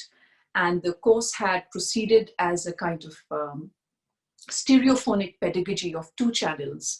And I remember that on the last day of the course, I had brought it to a close by playing a song to the whole class. And it was the song by Sophie Tucker called Best Friend. And the opening words of the song are, in the beginning, the Homo sapien would wander far and wide, considering the entirety of the whole world its home. Bernard once told me, while recounting stories of his times with Derrida, with Gérard Granel and Jean-Luc and many of his other friends, that philosophy saved him, philosophy adopted him. And I keep thinking, what is this freedom, this ethic even of adoption that Bernard practiced all his life? It's a kind of magnanimity for which, if I use a phrase echoing Heidegger's, when he spoke of the difference between the same and the identical, and he said that es verbannt jeden Eifer. In the same way, I feel that Bernard's magnanimity was something that banished all zeal for the narrowness of inheritance. And we owe it to Bernard Stiegler to push on in search of it. Thank you. Thank you, Divya, and greetings everyone from Cambridge in what I can just about still refer to as the UK. I'm going to start by thanking Emily and Peter and all those at the Maison Française for running this event and for inviting me to join you all in remembering, celebrating, and continuing to think with our much loved, already much loved, much missed friend, Bernard Stiegler. I'm going to place my own tribute to Stiegler under the sign of a term that's been mentioned a couple of times so far today, namely generation. And I want to thank Daniel Ross in particular for reminding us of Stiegler as friend of the generations to come, because that's going to be key to what I want to think about with you now. As you know, Stiegler's commitment to providing structures of collective mobilization was a signal aspect of his endeavors, especially in what we must now, sadly, refer to as the last 2 decades of his life. And one of the last acts of mobilization in which he took part, in this case alongside Michel Deguy, Susanne Lindbergh, Yves Citon, and others, was, as Michel Deguy has already recalled, the creation of the Association des Amis de la Génération Thunberg, which joined with 2 of his earlier initiatives, Ars Industrialis and the Internation Collective, in pressuring the United Nations to act decisively on climate change. The name of this grouping, the Amis de la Génération Thunberg, highlights the importance attached by its members to the question of generation, which is to say, of intergenerational relations, as an integral dimension of the generalized crisis of which disastrous climate change is the planetary scale indicator. If Greta Thunberg's generation are not exactly unique in being identified as a generation, nor even as a generation in crisis, they may be unique, such at least is the implication of this grouping's declarations, in being so identified by the crisis of generationality itself, of intergenerational relations, and especially intergenerational cultural relay. Under the sign of generation, then, what I want to think about here is the importance to Stiegler's philosophy of this question of intergenerational relations. And I want to think about this because it's one area in which we encounter a signature quality of his writing, namely the coexistence, the interpenetration, or indeed the inseparability of description and prescription. This inseparability was one thing that made Stiegler something of a philosophical heretic, of course.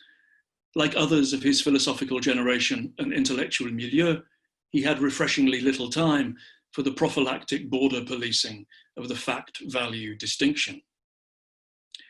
What I want to suggest, though, is that this question of intergenerational relations doesn't just offer one area amongst others in which Stiegler's writing mixes description and prescription. Rather, I'm going to claim that this mix itself expresses the fundamental importance of this question to his thinking. So you'll remember that in the first volume of Techniques in Time, Stiegler places the question of inheritance at the center of his problematic. Drawing on André Leroy-Gourand's interpretation of paleoanthropological data, and as we saw him explaining earlier in the clip from the Ister, he isolates as a singular break in the history of life the inheritability of existential, somatic, nervous memory, that is to say, of experientially acquired information. At the heart of this first volume is the intergenerational communication of such information that is ensured by technical forms, by the external memory constituted by organized inorganic matter. This, as you know, is what Stiegler names epiphylogenesis. And while the critical response to the first volume of Techniques in Time was largely concerned with the question of whether this emphasis on the arrival of epiphylogenesis as a singular break meant that Stiegler was proposing a form of philosophical anthropology, Stiegler was happy to emphasize that for him, what mattered was not this or that form of species being, but the structure of this process itself, epiphylogenesis. In the second volume of Techniques in Time, for example, he writes, "It is clear that processes of the transmission of experience and acculturation occur in colonies of great apes, and it seems more and more obvious that the process I am calling epiphylogenesis here originated well before the advent of the human, which confirms that the issue is not that of the human, but of the process of which it serves as the transmitter."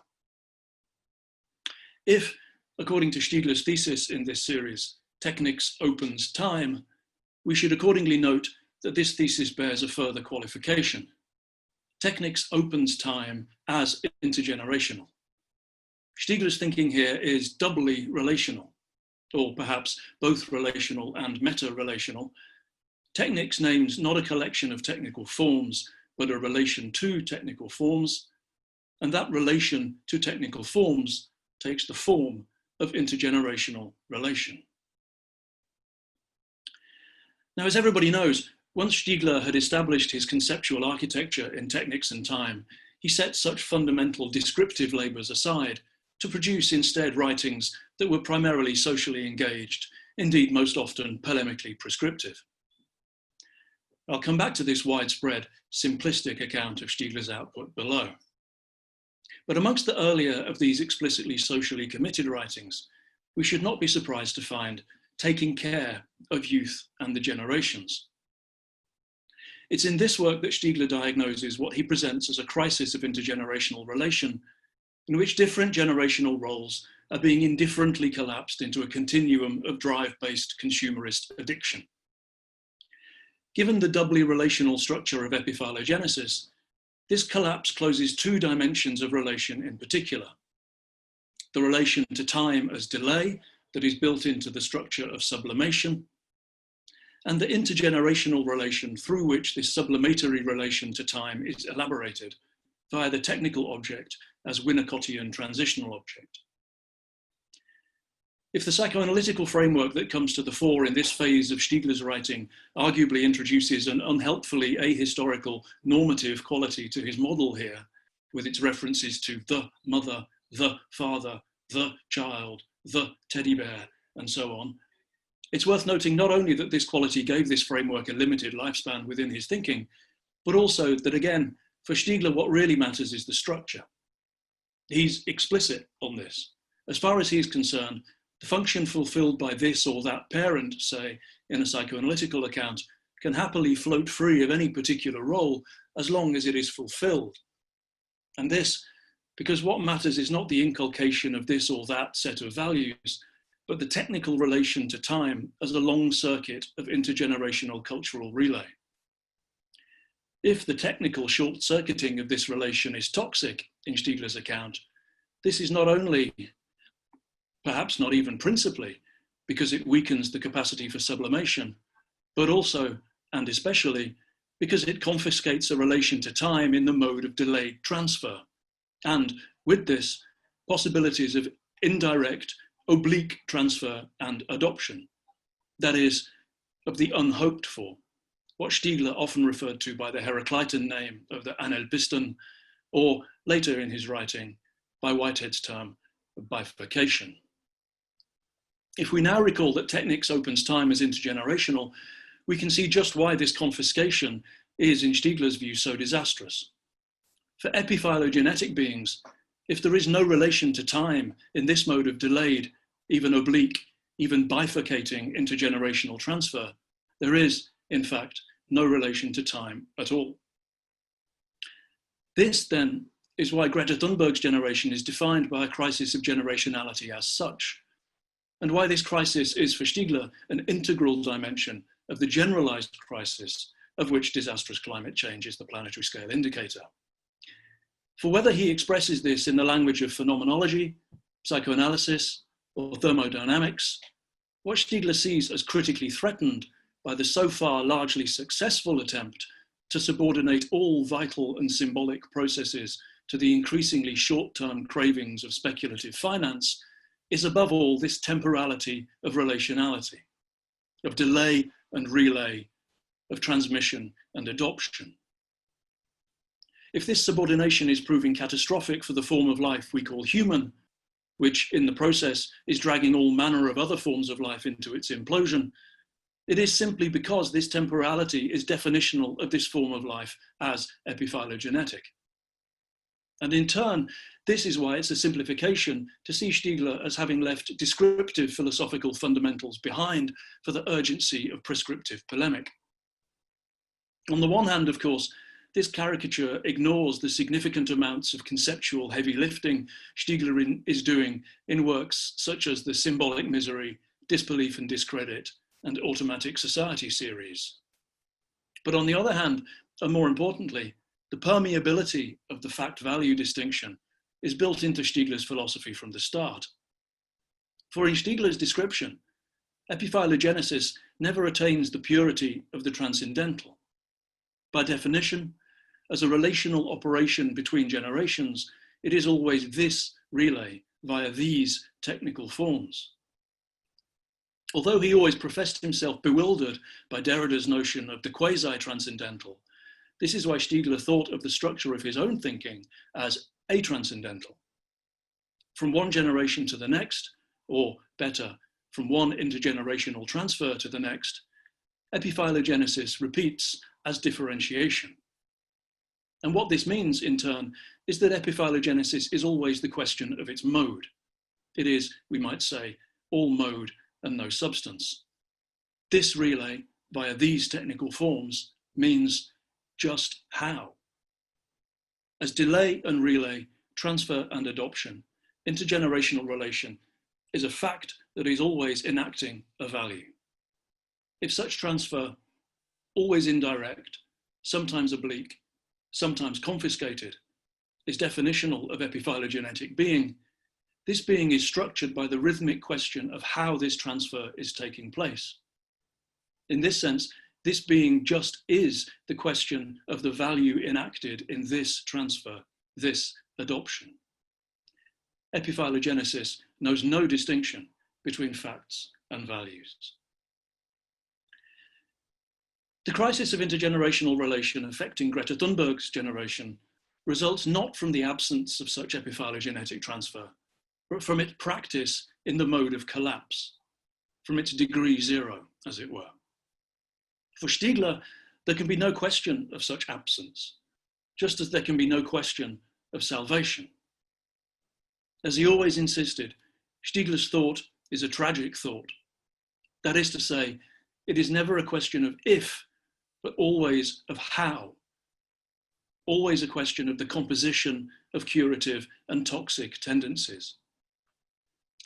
So if I focused here then on this question of generation, It's partly because Stiegler's commitment to the cause of younger generations was one of his noblest features, but also because the question of intergenerational relation takes us, I think, to the inseparability of description and prescription at the heart of his thinking. And I want, in closing, to affirm this tragic inseparability as inspirational. Constantly mobilizing those around him, an extraordinary thinker in and of collectivity, generous to the point of exhaustion, Stiegler was a singular philosopher activist and a singular transmitter of courage.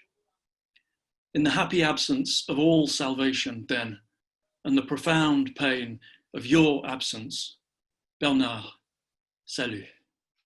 I'm honored to be part of this event today, honoring Bernard Stiegler.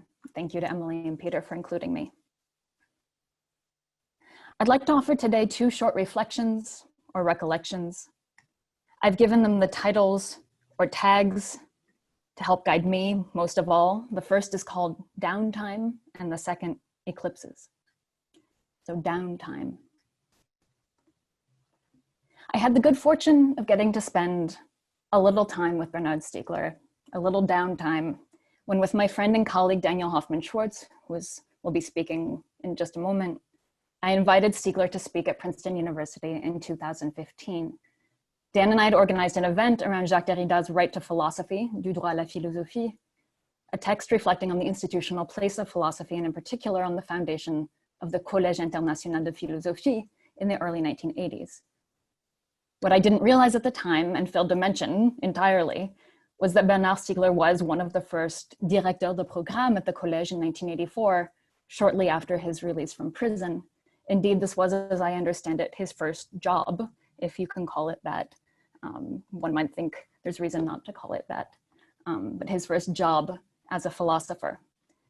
Stiegler was, of course, too kind to point out my ignorance, but I'll be coming back to the Collège in a minute.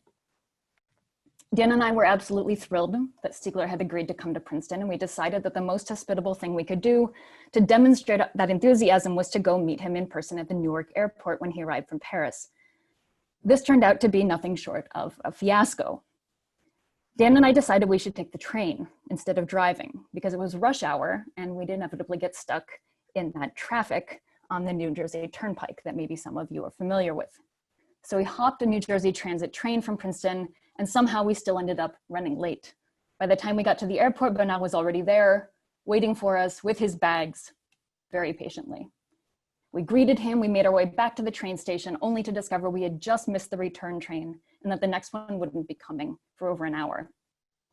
At that point, anxious that we had already been running late, anxious not to make Bernard wait longer for us, we made the now inexplicable decision to get on a different train that was in fact going in the wrong direction toward New York so that we could then catch another train heading back to Princeton at a different station.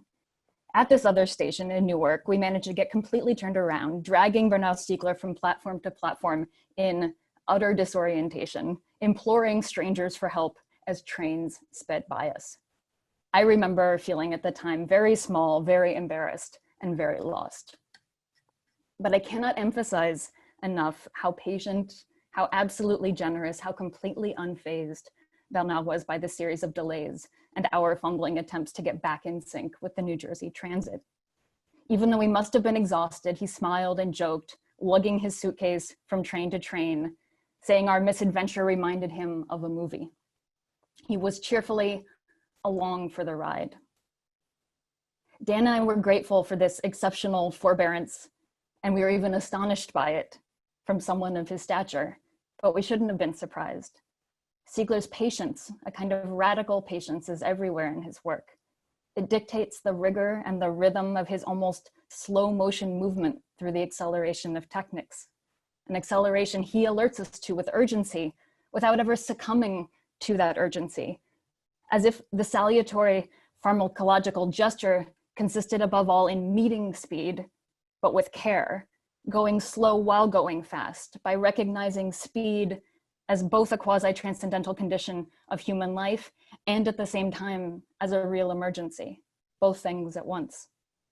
So you go along for the ride. It's necessary to make do, he writes in What Makes Life Worth Living. It's necessary to make do or to make the most of things. That is, to make do with or make the most of the fact that life is in the end only worth living pharmacologically, and in particular, as the deconstruction of the logic of the pharmacon. End quote. What that disoriented sequence of train rides back to Princeton gave us, Dan and me, what his making do, his patient making do gave us, was a bit of time to talk, to get acquainted, a bit more of what we call in English downtime. Downtime, that time when the machine is off or when production stops, or when we stop working ourselves and relax and take care of ourselves. Dan and I had the great fortune of spending this little downtime with Bernard. I don't even remember what we talked about, but I remember how much I enjoyed it, how much I appreciated it as we zoomed across the New Jersey landscape at 70 miles an hour. And this anecdote of my first part has a little postscript. The next morning, as the opening session of the conference was set to begin, Bernard was nowhere to be found. He was late. We had to begin without him. At some point, my phone rang, but I didn't hear it. Later, I listened to the voicemail, which I still have on my phone 5 years later. It's Bernard, plaintive, somewhere on campus. He says, "Je suis vraiment désolé, Cathy, je suis totalement perdu." He says, "I see a statue. I don't know where I am. I'll ask someone for help." The message cuts off, that's the end. A pharmacon that short circuits, Stiegler wrote in 2010, may also constitute itself après coup as a system of care, providing the feeling that life is worth living, that life is worth the blow, que la vie vaut le coup of being lived, which is, he says, something that can never be proven. Rather, it is necessary to care for oneself, to learn to live pharmacologically, that is affected and even wounded as one may be by the infidelity of pharmacology. So the second moment of reflection, a recollection that I have is called eclipses. Eclipses. And here I'd like to look at a moment from a seminar given by Jacques Derrida in 1984-85, which was the first year that Derrida taught at the EHESS, and the same year that Bernard Stiegler took on his position as directeur de programme at the newly formed Collège International de Philosophie. In the final session of this seminar of Derrida's, in March 1985, we find Derrida proposing a law, what he calls a law, for the legacy and survival of a text. Allow me to quote a passage from this seminar. Here, Derrida is speaking specifically of Heidegger, but what he proposes hesitantly is a more general law for measuring, these are his terms, measuring the force and necessity of a thinker's work, according to the periodical or intermittent brightness of the eclipse. So here's Derrida. What I will call, without being sure of these words, the force, the necessity, but also the art of a thinking, is not measured by the duration and permanence of its radiant presence. It is not measured by the fixedness of a brightness, but by the number of its eclipses. After each eclipse that this thinking is capable of enduring, it reappears again, different as it emerges from the cloud. And the same text, he places same in quotes, the same text, the same legacy is no longer the same. It turns on itself and surprises us again. What does this mean, Derrida then asks. And in the passage that immediately follows, we find appearing like a kind of celestial body of its own, like a pole star that may have already been orienting Derrida's reflection unbeknownst to us, or maybe unbeknownst to him, we find the name of Bernard Stiegler. The force of a thinking, Derrida goes on to explain, must be measured by the ability of that thinking to inscribe itself multiply on multiple surfaces by its, quoting him here, memory capacity, both for inscribing and for retaining in memory. And the name that Derrida gives to this memory capacity, to this ability to endure the eclipse and appear again, the name that comes to Derrida's mind in this moment is Stiegler's. Not just the name Stiegler, but also one of Stiegler's own names, one of his idiomatic inventions in language, of which there are so many as we know, what would become in some sense the signature of his thinking, his names. And in this case, it's not just any idiomatic invention, but one that idiomatically names idiomaticity itself, what Stiegler calls the idiotext, the idiotext. Derrida affirms in his seminar, and this is in the passage immediately following what I just read, that when we read Heidegger on the basis of what Heidegger has left or bequeathed us, he says, the memories of his text, his idiotext, as Stiegler would say. His idiotext, as Stiegler would say.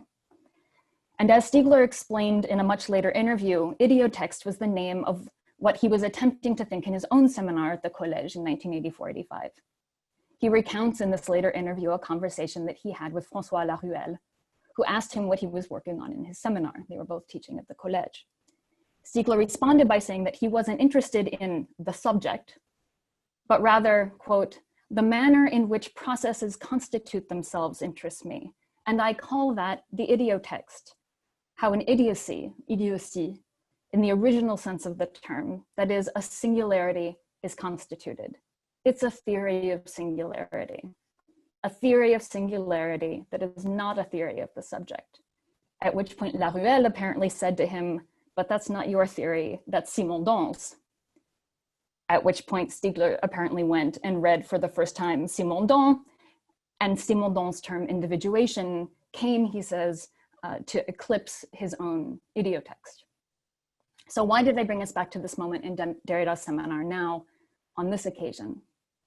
In part because I believe that that moment in March of 1985 may be, and I'm not sure, it's just a hunch, but it may very well be the first citation of Stiegler in his idiom by another philosopher, which is to say, the first memory of Stiegler's idiom and the earliest testament to the force of Stiegler's own singular thinking. By locating this first moment, though, I hope to suggest with Derrida that Stiegler's thinking of memory and techniques might help orient us now in the midst of this night when we find ourselves disoriented and distraught by his passing. Stiegler's idiotext, what he has bequeathed us, would not in his own thinking be closed or complete, but rather able to undergo a continuing process of singularization as it is read and reread. And I'd like to quote Derrida from his seminar once more. Derrida writes, every time after a night, the night of an eclipse, memory returns with a new text, as it were. When, for example, one realizes that in the same volume, a book, a page, multiple texts, and thus multiple readings, multiple translations were inscribed. And that when one seems worn out, exhausted, the resource of another takes over. And this is how you can recognize the force or power of a text, by this accumulation of traces in the same volume, by this elliptical or ecliptic economy. Well, this is indeed a question of techniques and of memory. When Bernard Stiegler came to Princeton in 2015, he was invited, along with the other participants of that conference, which also included Emily Apter and others. He was invited, along with everyone, to visit the archive of Jacques Derrida's personal library for the first time, the first public viewing of that archive.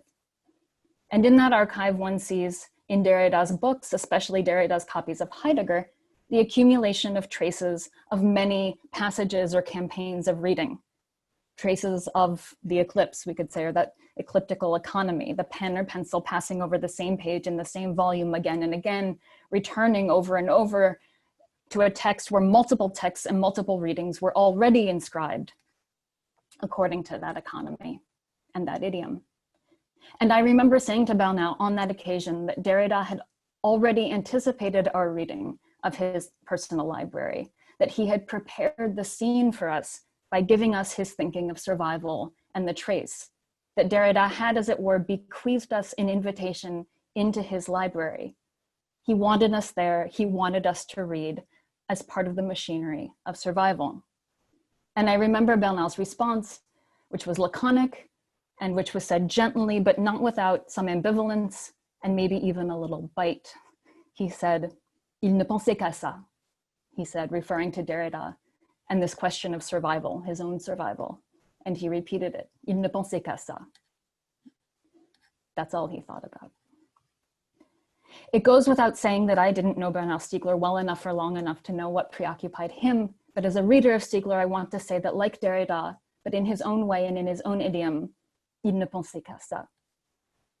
What he left us will continue to allow us to think, as it was already helping Derrida to think in 1985, the force of a legacy and the possibility of survival. In fact, Bernard had agreed to speak on this very text of Derrida's, the 1984-85 seminar, which, though it was written almost 40 years ago, has only recently been published and is only now finding its readers. An event on this text was supposed to have taken place in Jerusalem last December, where we would have heard what Bernard thought as he returned to this moment or memory. The event fell through, the world stopped, and Bernard has left us, so we won't hear him anymore. But I believe as a reader of Stiegler, as all of us here today no doubt are, I believe that his text is capable of enduring eclipses, which is also to say that Bernard Stiegler still has surprises in store for us as his text moves quickly or slowly behind and before the clouds of what we call history. Surprises that live on after the apocalypse. I'll repeat to close those words of Jacques Derrida, announcing the law of the eclipse. After each eclipse that this thinking is capable of enduring, it reappears again, different, as it emerges from the cloud, and the same text, the same legacy, is no longer the same.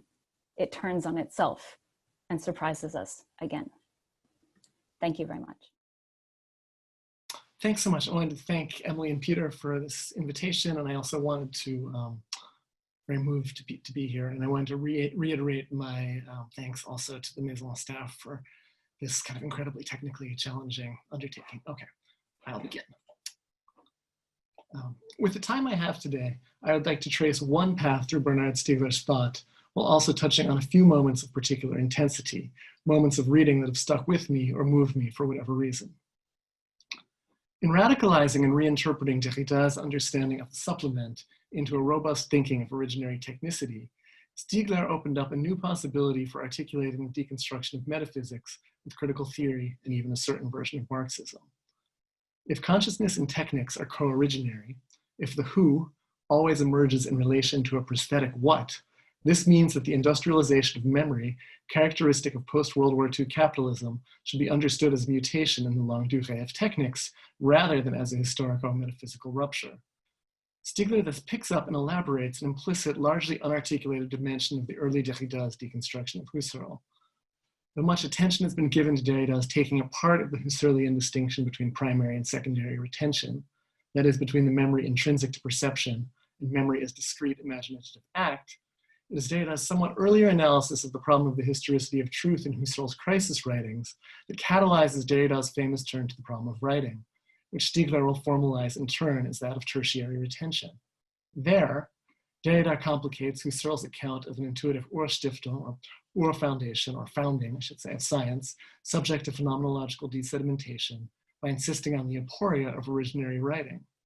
In doing so, however, Derrida turns away from the problem of modernity that had motivated the crisis writings in the first place.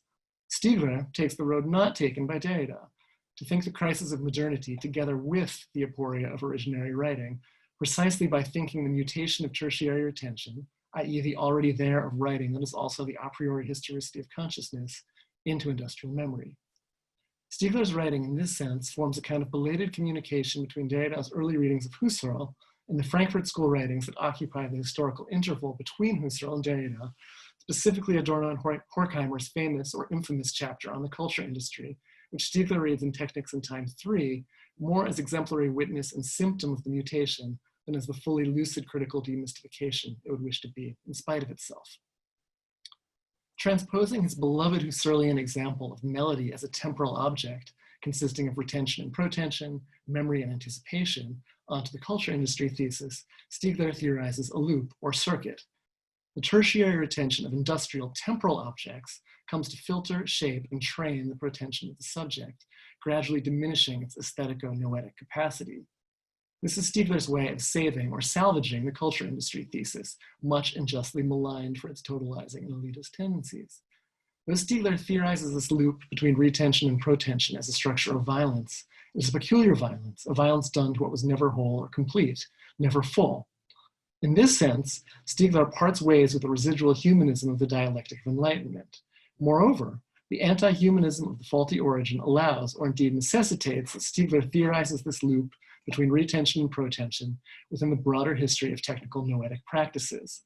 The culture industry thus calls not, or not just for a cognitive constitutive critique, but for an alternative noetic practice, the practical performative interruption and reworking of the circuit of retention and protension.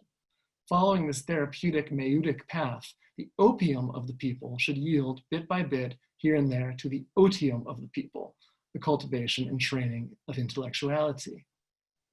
At this point in the trajectory, a deconstructed critical theory anamorphoses into its seeming opposite, an ethics of the care of the self, though one must hasten to add that the self in question is just as much that of a trans-individual we as an individual I. In this way, Stiegler's version of critique cannot be separated from a care for critique. The care for critique's very conditions of possibility, which is to say care for the conditions of possibility for thinking the conditions of possibility of thought. He thereby begins to surmount one of modern philosophy's most intransigent and disabling oppositions, that between ethics and politics.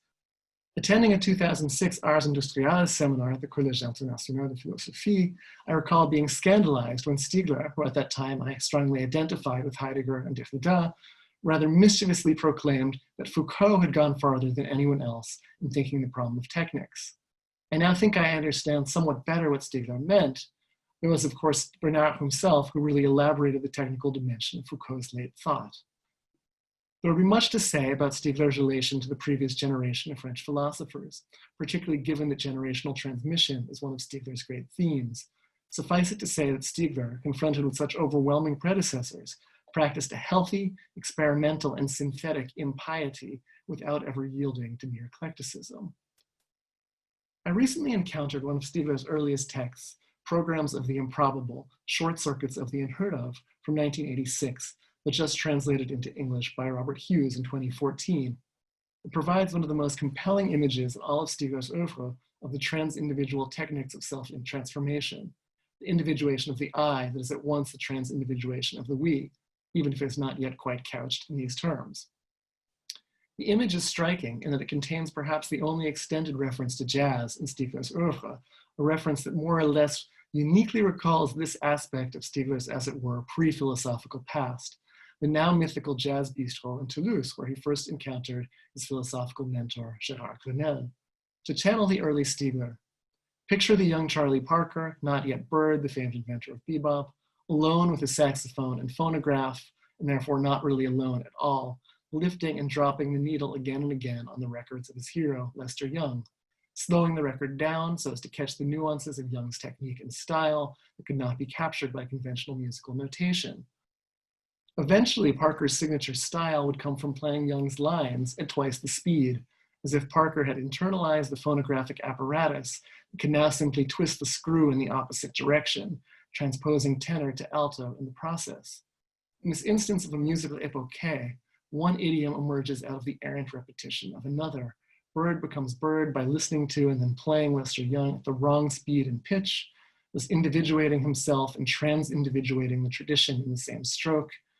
The tradition of jazz is at once prolonged and radically altered by Parker's technical noetic discipline, his work with and on the already there.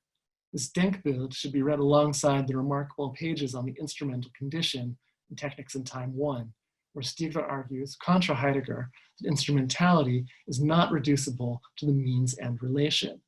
The paradoxical experience of sociality or linkage in solitude is also at the heart of Stiegler's philosophical autobiography, Passer à l'acte, which begins with a Socratic reflection on the philosopher in the city, but quickly moves to Stiegler's experience in a space that would seem to be emphatically outside the city, that is prison, a space which on Stiegler's account constitutes something like the city's absolute outer limit, its immanent outside. There we find the following rather astounding meditation on the latently political, trans-individual dimension of Stiegler's carceral practice of the phenomenological epoche, or suspension. I'm going to share my screen and move to the PowerPoint here for a second.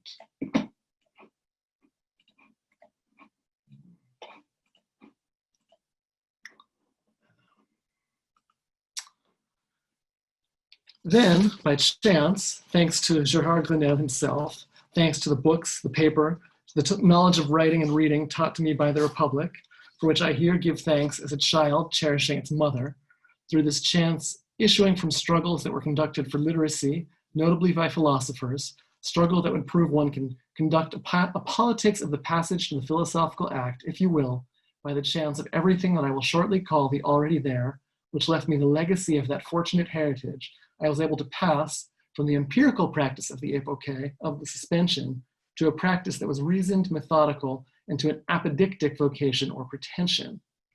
I was able to enter philosophy, properly speaking, by accident, therefore, but also thanks to the laws of the city. The spirit of the laws of the French Republic meant there was a library in this old prison. The city is the French Republic. The presence of the library ensures that the prison is still part of the city.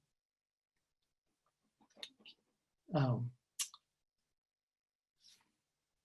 not just in the sense that state power acts upon incarcerated subjects. Rather, Stiegler presents his own philosophical transformation as the after effect of a specifically Republican revolutionary French tradition defined by mass literacy and the right to philosophy. A politics of the passage to the philosophical act. Here too, sociality and isolation is a matter of the relation to the already there of tertiary retention and its historicity. In a first step, the French language as such, but also inseparably the Republican disposition towards pedagogical reproduction and dissemination. Second, this Republican politics of care for tertiary retention, extending to a care for the library, regardless of its content, to the degree that container and content can ever be separated, though this precisely is the question. In other words, Stiegler frames his access to philosophy as such, as mediated through a specifically French and Republican already there. The classical question of the nation state as the bearer of universality merges with the question of noetic milieu and philosophical idiom, the materiality of ideality.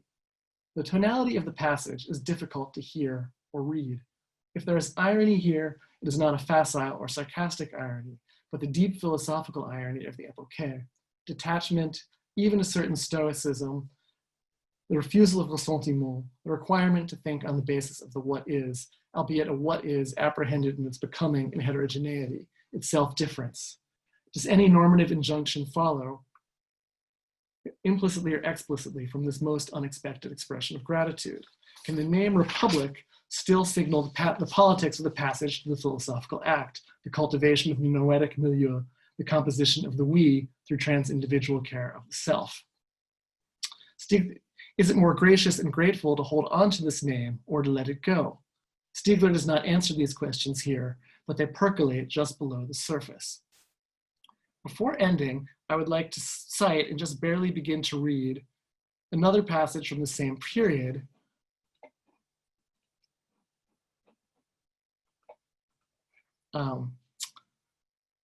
in which a kind of mirror image or rhyming passage in which Republican optimism merges with, even becomes indiscernible from, a certain Republican melancholia or despair. It is the dedication to aimer, s'aimer, nous aimer, to love me, to love us, written in the wake of the Front National advancing to the final round of the election in April of 2002. I need not belabor its obvious relevance to our situation now, especially in the US, almost 20 years later. The writing gives the impression of being at once supercomposed and undefended, as if the paratextual step outside of the work proper allowed for a relaxation of censorship that would also be a rhetorical intensification, the permission for a certain pathos. I dedicate this lecture to the voters of the Front National, to whom I feel close. I feel close to them because these are people who suffer and who make me suffer. They make me suffer because in the very proximity of their suffering, I feel them to be infinitely far from me, and I feel infinitely far from them. I have the feeling that this distance is our common loss. This distance is paradoxically the vanishing point of our common suffering, and as such, our proximity. What is common to us is thus the feeling of an absolute separation. But our common suffering is not only a matter of the suffering that separates us. If I feel close to people who suffer, even as they make me suffer, if I suffer with them, I do not only suffer from the fact that they make me suffer, I also suffer with them from that which makes them suffer. There is so much to be commented here, the initial feint or misdirection, followed by the brutal irony of a dedication whose would-be recipients will never receive it, and thus also melancholia. Unspoken or unavowed mourning for the Republican Leserwelt reader world and its noetic milieu. The artful equivocation in the signification of je me sens proche, signaling the startling fact of sheer antagonistic adjacency, but also the specifically affective aesthetic relation. The feeling of the proximity of infinite distance, and with it, the abortive hiccuping movement of a perpetually suspended dialectical conversion, loss of community, never quite yielding to community of loss, receding synthesis always just over the horizon line. Then the closing flourish that peels back the ontic historical political antagonism and its anguished dialectics in pursuit of a more primal common suffering and its unnamed cause, presumably neither just capitalism nor the defaulted origin, but the specific way in which the latter exacerbates the former, compelling the construction of increasingly murderous versions of the we. There's a meditation here on the divergent modalities of the we, but also on the paradoxical community between these divergent we's, longing for community, yes, no doubt, with all the ideological volatility that this implies. But also, and perhaps more strikingly, a meditation on the involuntary character of community, whether in the form of the already there of a cultural heritage one can never simply refuse, or in the form of radically antagonistic co-belonging within the same polis. These are the questions for me that Stiegler leaves us to think. How to intervene in circuits of trans-individuation that precede us, how to cultivate alternative circuits, how to live with the friction between these adjacent, chosen and unchosen circuits, these we's that compose and decompose themselves in relation of overlap and interference. Thank you. Thank you so much to our 4 speakers at this panel. We will reconvene in an hour. You can re-access at I think towards 12:45.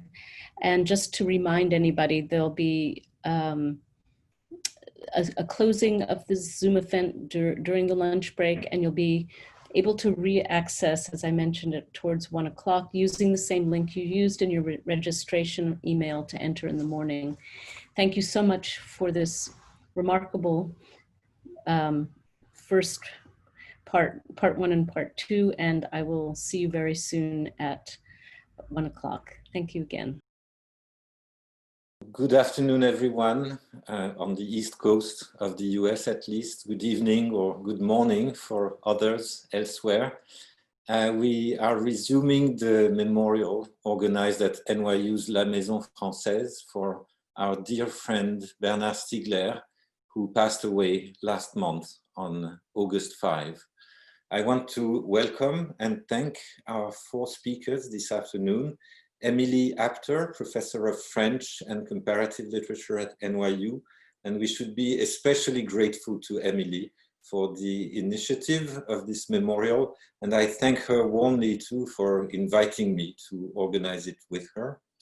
Then Alex Galloway, also Professor at NYU in Media, Culture and Communication. Claire Colebrook, who joins us from Penn State University, where she's Professor of English, Philosophy, and Women's Gender and Sexuality Studies. And the last speaker in this section, French philosopher Jean-Luc Nancy, sent us a video that we will play. He pre-recorded it in his home in Strasbourg, and his talk will be in French. So, Emily, please. Hello, everyone. Thank you, Peter.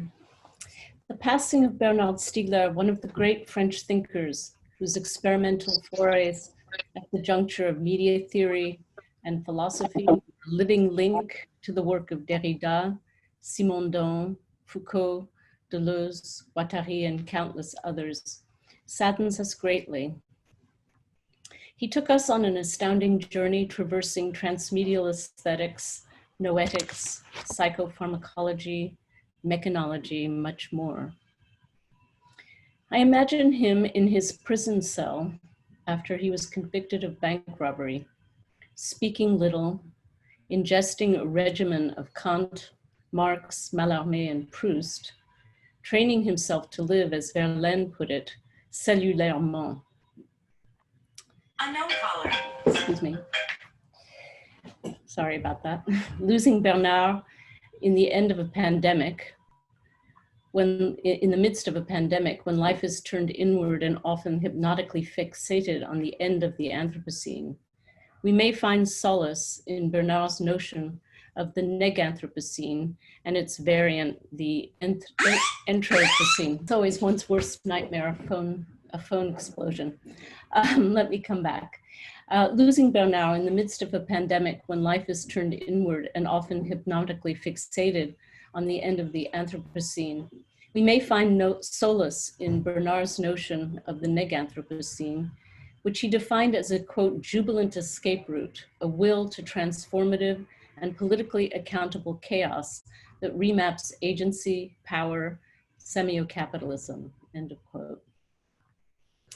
I knew Bernard personally only a little, but I found myself very distressed at the news of his death and wanted to mark the importance of his writing and thinking by co-organizing this event with my dear friend Peter Szendy, who knew him well. I helped bring Bernard to the Maison in 2009 as a featured speaker in the series New French Philosophy, which I co-organized with Alex Galloway, Denis Ollier, and Ben Kafka. Avital Ronell and Alex Galloway were both respondents at this occasion, and it was lively and a totally packed house. Though my memory of the discussion is hazy, Daniel Hoffman-Schwartz, who was in the audience, recalled that I queried Bernard on whether his work was taking an increasingly technophobic turn, to which Bernard somewhat tartly replied that he would not be able to think about technology if he were phobic of it. In hindsight, I see, of course, the extent to which Stiegler's lifelong practice of technognosis, together with the force of his conviction that technics is the unthought or a form of nescience, an active and aware state of not knowing or metacognition, formed the basis of his reworking of Heideggerian techniques for what he called an industrial politics of spirit, or theory of neuro-industrial reason, identified in the Nanjing lectures as the justice of, and I quote again, the justice of cerebral becoming and in cerebral becoming, where justice is never a question of human rights, and the degraded sense in which this phrase has become entangled in the 20th century, but rather the stakes and the challenge of the coherence of reason, end of quote. The day after the panel discussion, Bernard and I had lunch. A beam of sun streamed through the restaurant's street-level windows, dispelling shadows and casting a play of chiaroscuro on his face. I remember he spoke eloquently about the landscape of Ajaccio, Corsica, and how much his description made me want to see it.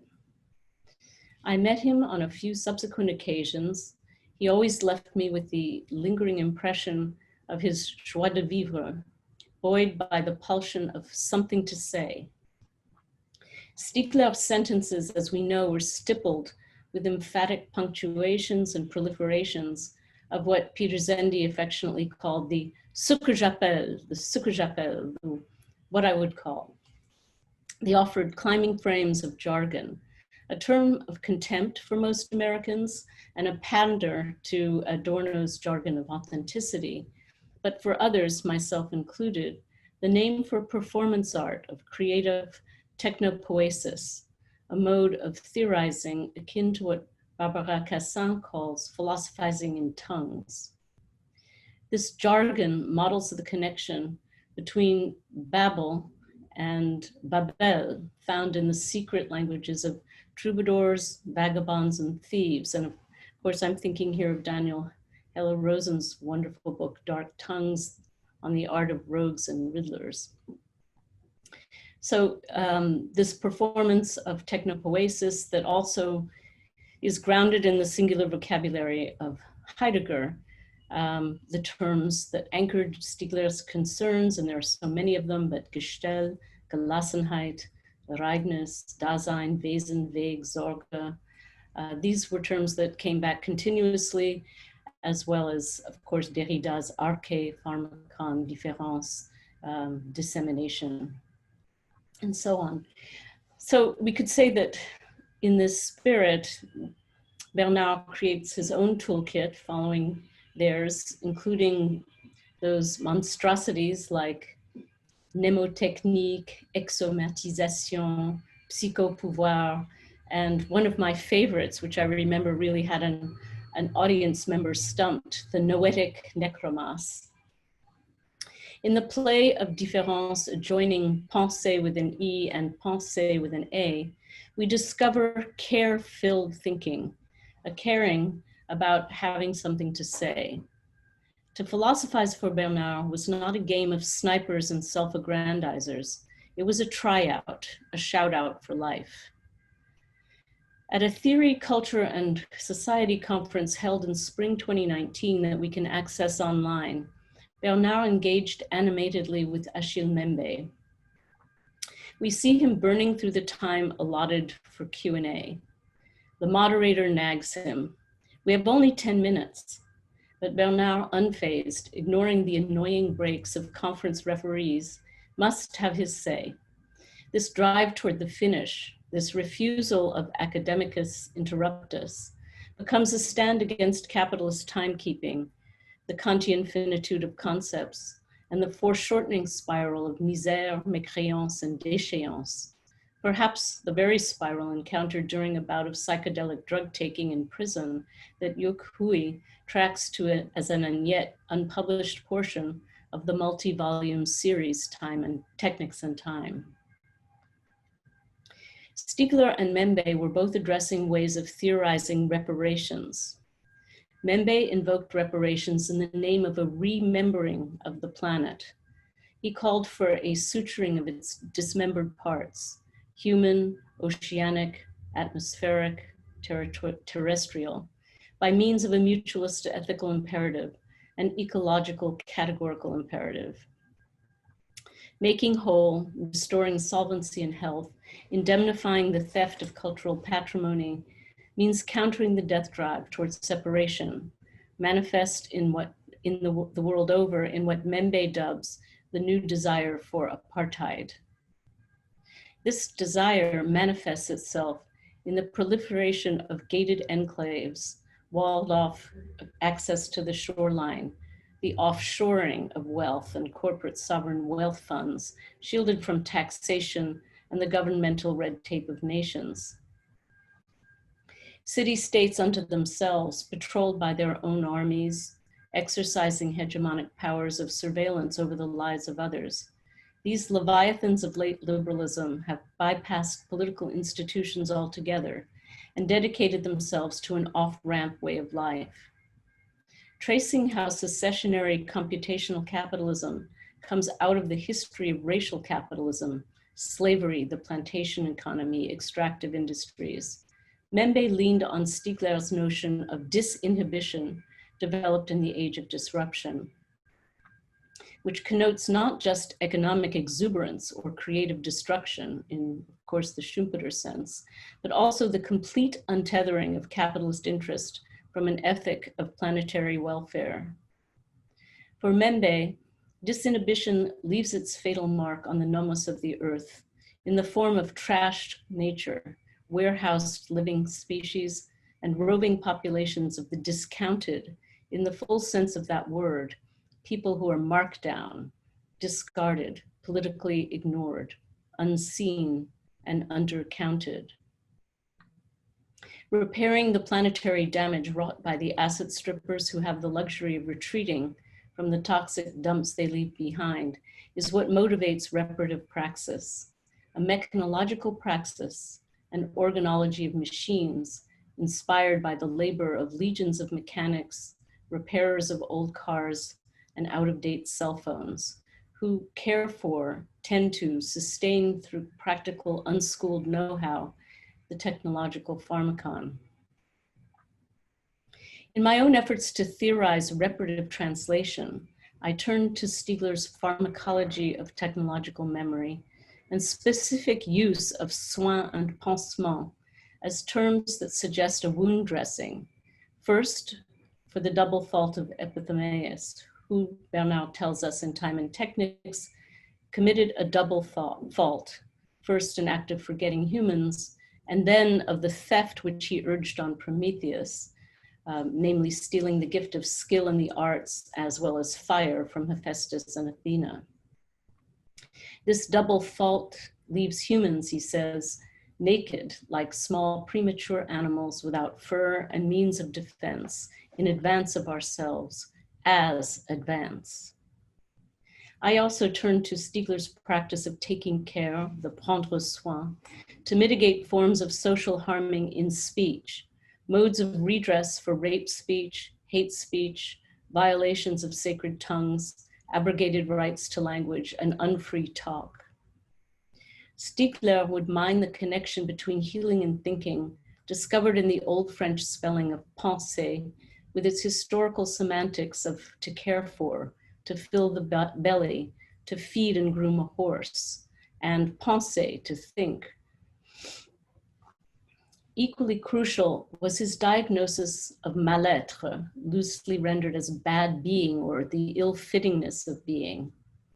It refers to a crisis of individuation precipitated by addictions to gadgetry, online hypnagogia, and the onrush of mortiferous thought engendered by market manipulations of algorithmic intelligence and the politics of predictive processing, what he called digital tertiary retention. Abulia, anhedonia, autism, these are some of the clinical names for common conditions that can be grouped under the rubric of mal-être, referred to by Stiegler at the beginning of Qu'appelle-t-on pansement 1 in the subheading À propos du mal-être de Félix Guattari. Sampling the cosmos of concepts, especially its disciplinary constellations of ancient Greek philosophy, theogony, thermodynamics, economics, systems and chaos theory, education, informatics, neuroscience, psychoanalysis, extended mind theory, algorithmic governmentality, ecosophie, Stiegler navigated the byways of mal-être, tapping its political ethic to effect, as Erkan notes, a democratic distribution of noesis that, and he glosses, as the spark of creative becoming marshaled against our unwitting churn into a cognitariat of metadata collectors slaving away for our digital overlords. In one of Stiegler's talks, I alighted on a reference to Albert Borgmann's device paradigm, and that had me chasing a new dragon. I haven't read Borgmann yet, but he apparently models a reparative praxis based on the restorative powers of focal things and practices. A focal thing, he notes, is something of ultimate concern and significance, masked by a device paradigm that must be preserved by its intimate connection with praxis. And he gives as examples music, gardening, running, and the culture of the table. The culture of the table. I will remember that precious one-on-one moment with Bernard at the restaurant table, leaving me to dream of Ajaccio. Thank you. Hello, it's a great pleasure to be here with all of you. And thanks to Peter and to Emily and the Maison Française for putting together this event. I didn't know Bernard Stiegler, not really, but I was lucky enough to have met and corresponded with him a handful of times. The first time, if I recall, was at his IRCAM office in Paris around 2007, where I remember him as a gracious and welcoming host. But I will leave the more personal reminiscences to others who knew him more intimately than I did. There are so many places to begin. Stiegler's relation to Simondon and Deleuze, his interest in Heidegger and phenomenology, his relation to Derrida, his theory of technology as extension. The Technics and Time trilogy was published between 1994 and 2001. From the turn of the millennium, Stiegler maintained a furious writing and publishing pace, often publishing more than one book per year. And let me highlight 3 years in particular, 2004, 2005, and 2006, when Stiegler published the Disbelief and Discredit trilogy, the 2-volume Symbolic Misery, Constituting Europe, also in 2 volumes, plus a number of other books and collaborations. So in just those 3 years, Stiegler produced over a dozen books, an astonishing accomplishment for any writer.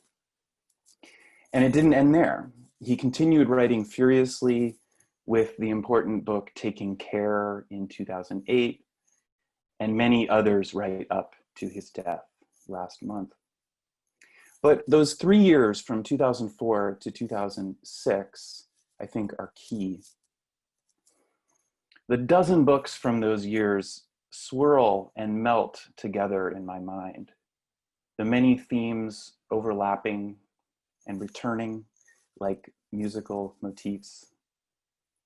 I imagine that Stiegler was simply writing a single book in those years, a massive multi-book, or perhaps rewriting it, returning to Technics and Time, his inaugural statement from a decade earlier, in order to rewrite it, to amend it, and extend it, to keep it alive and never let it die.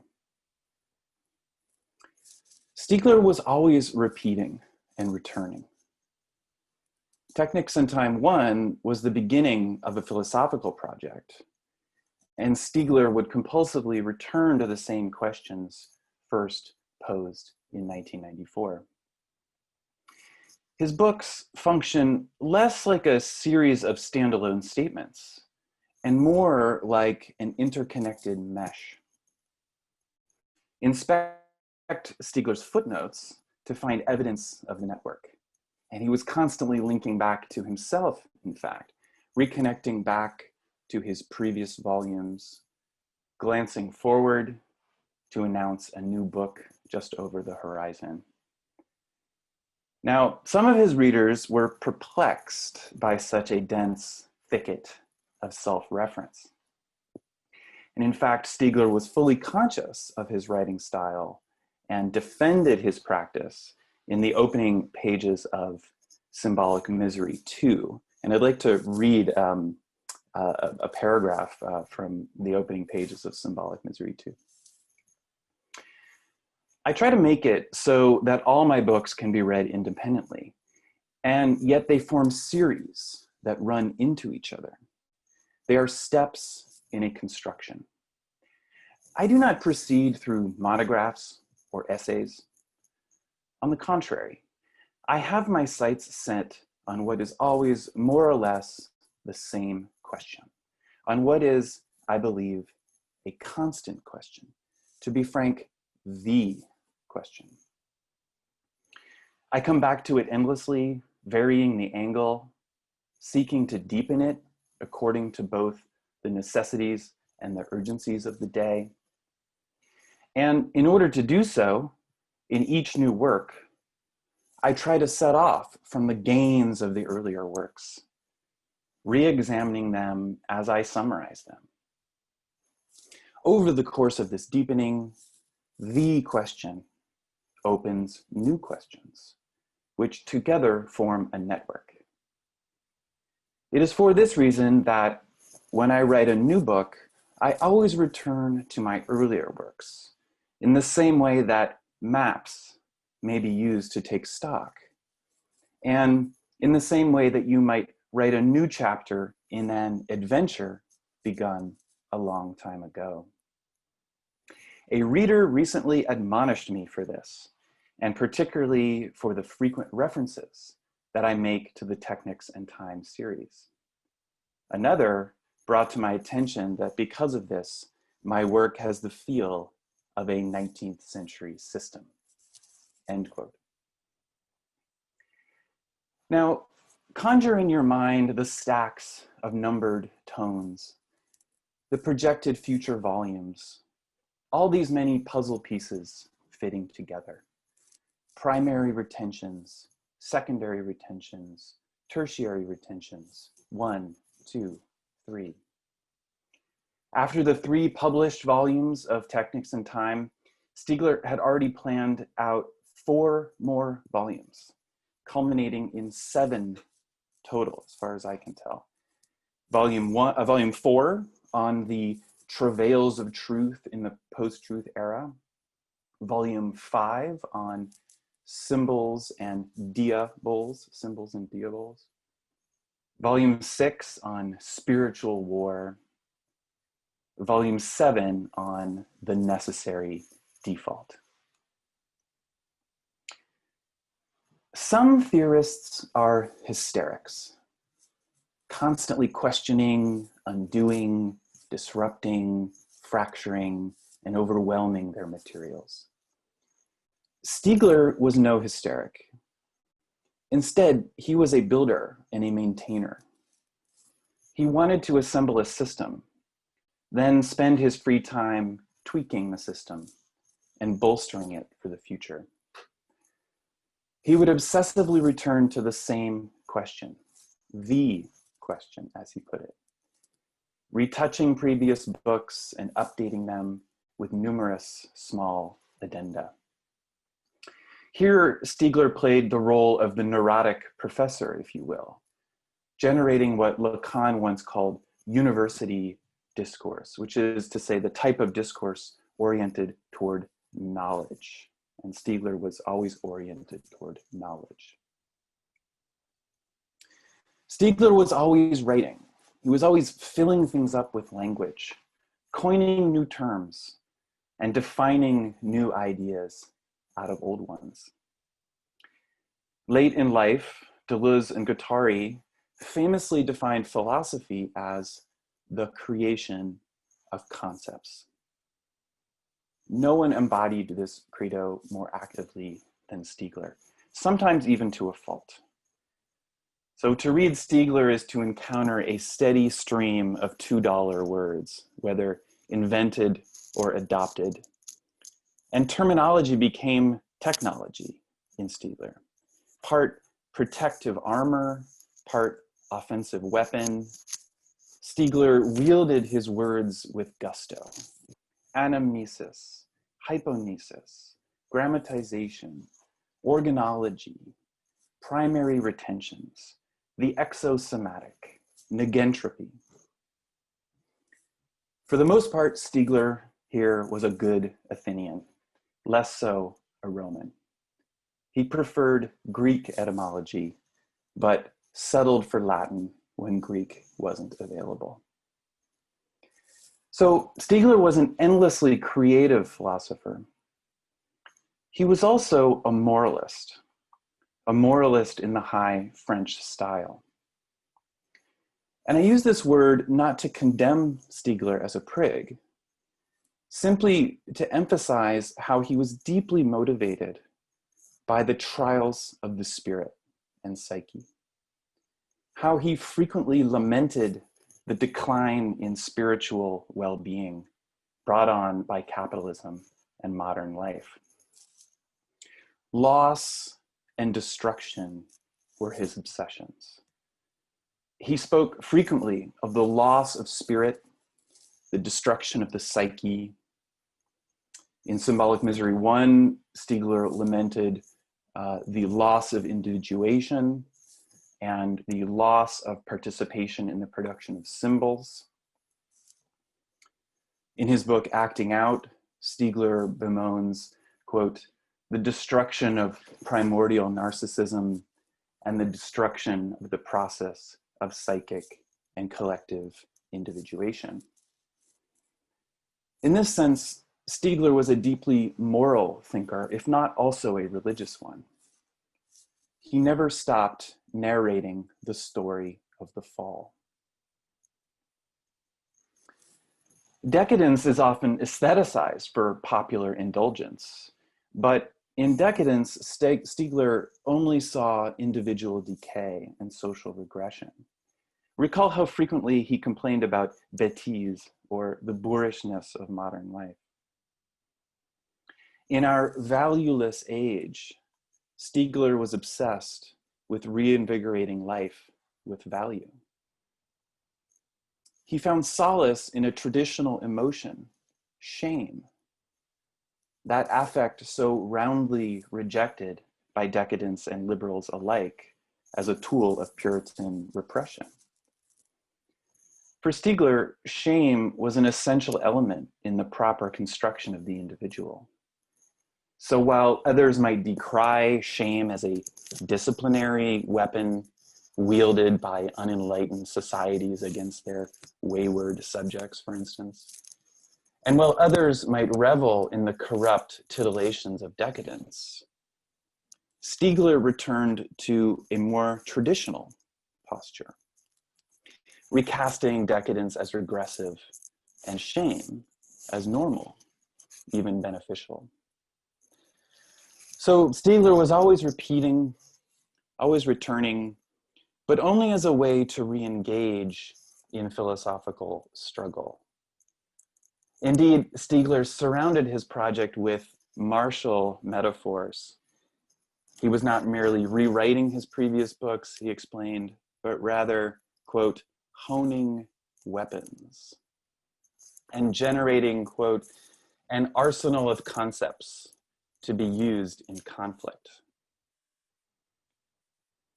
Stiegler was fond of quoting a line from the late Deleuze about the importance of new philosophical weaponry. It's not a question of worrying or hoping for the best, wrote the elder philosopher, but of finding new weapons.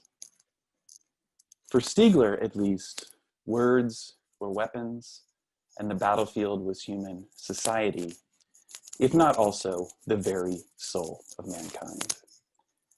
So I'm so happy for this chance to think and talk about Bernard Stiegler and to hear from all of you. And I turn the microphone back to the host. Thanks very much. Thanks. Like everyone else, I'd like to thank Emily and Peter for organizing this event. Even though I should be accustomed to Zoom, after a semester or so of it, I still find it a little alienating, but I'll do my best. It's also a somewhat emotional occasion, somewhat memorial. So there's something scandalously untimely about Stiegler's corpus, especially at first glance. And it's all too often a first glance that is a last glance these days.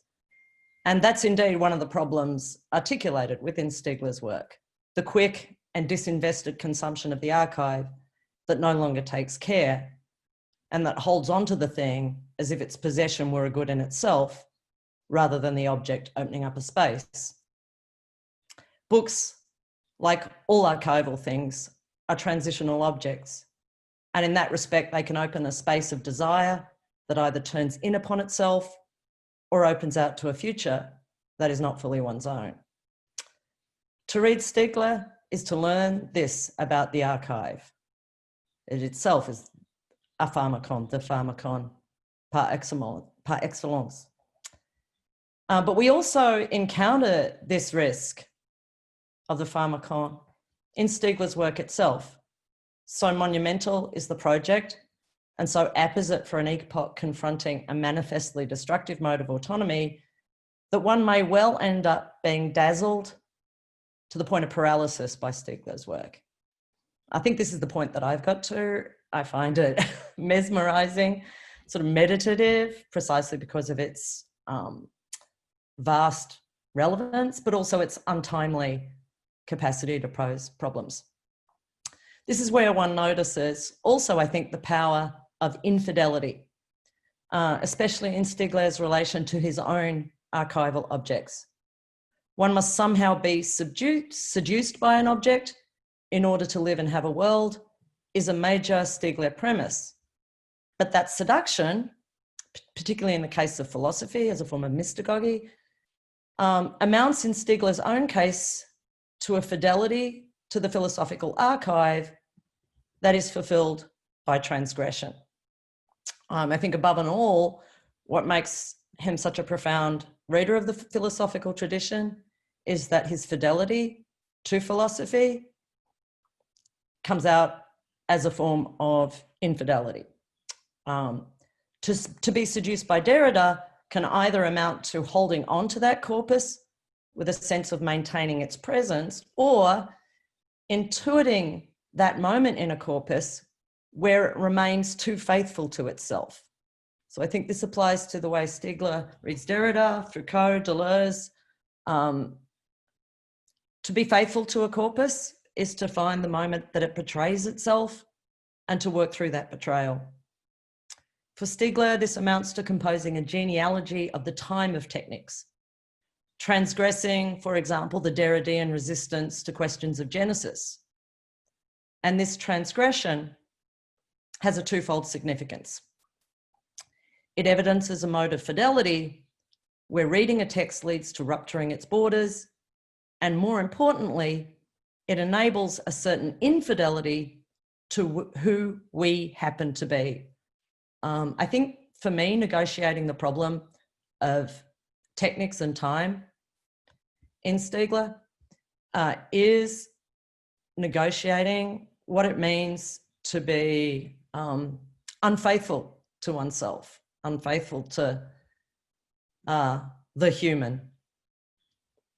Rather than a post-humanism that seeks to return to the connectivity of Gaia, rather than an exit from a philosophical tradition that Derrida had criticized as a metaphysics of presence, Stiegler's conception of mystagogy asks for a seduction to the archive so intense that it transgresses the norms of the body of work, becoming pathological in order to generate a new normativity.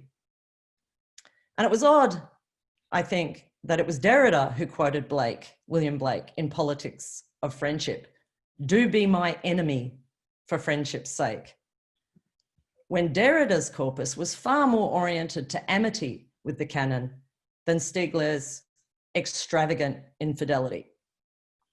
One can think of the way Derrida remained committed to the concepts of philosophy, justice to come, democracy to come, and assumed that the author's fidelity to their own voice when he was reading a text. For Derrida, it was always writing, inscription, and difference that betrayed the text. By contrast, Stiegler's corpus is constant fidelity to betrayal, to marking the ways in which this technological event called the human is toxic in its addiction to itself, in marking the ways texts create concepts such as pharmacon that the text then betrays. So I think what's interesting, just to take that one example, is the concept of the pharmacon that Stiegler seizes from Derrida is also the point at which he saw Derrida as betraying the main insight of his work by not writing a history of the pharmacon, or pharmacology. So we can think of all the ways a book can either open out a world or become so much dogma. It's akin to the organism, where Stiegler, following Congium, in insisting on an embrace of pathology that ruptures the normal. Autonomy is heteronomy, where the desiring attachment to what is not yet one's own is a pathology, an intensity of pathos that can create a time that is not a maintenance of the present, and certainly not a saving of the world. In What Makes Life Worth Living, Stiegler writes of those transitional objects without which there would be no world, no life worth living. It's worthwhile in the 21st century to think of the world itself as a transitional object. Not so much the world in the phenomenological sense, but the world as it appears in desires to save the world, and especially in the addiction to the world, especially in the sense that we have today, that the world we have is too big to fail, that somehow we have to save this world. So utterly normal and normative is our attachment to this world that rupturing pathologies seem no longer to be possible. In some respects, Stiegler's reconfiguration of the Anthropocene to the Neganthropocene is an attempt to generate a pathos no longer attached to the world. Rather than think of anthropos as this being who has unfortunately destroyed the world, such that one might save the world by remaking anthropos, Stiegler seems to place the crisis of the planet as a symptom that follows from the malaise of being humanism, of being human. The Neganthropocene would mark something like the capacity to be faithful to the technological event that we are only through infidelity. So I think this is what the ethics that wasn't quite an ethics, because ethos is connected to place, that Stiegler was working through in the Neganthropocene, which is to somehow work against the entropy of being content with being human, working against the addiction of saving ourselves as we are, working against an attachment to the human as if it were a moral foundation rather than a pathology.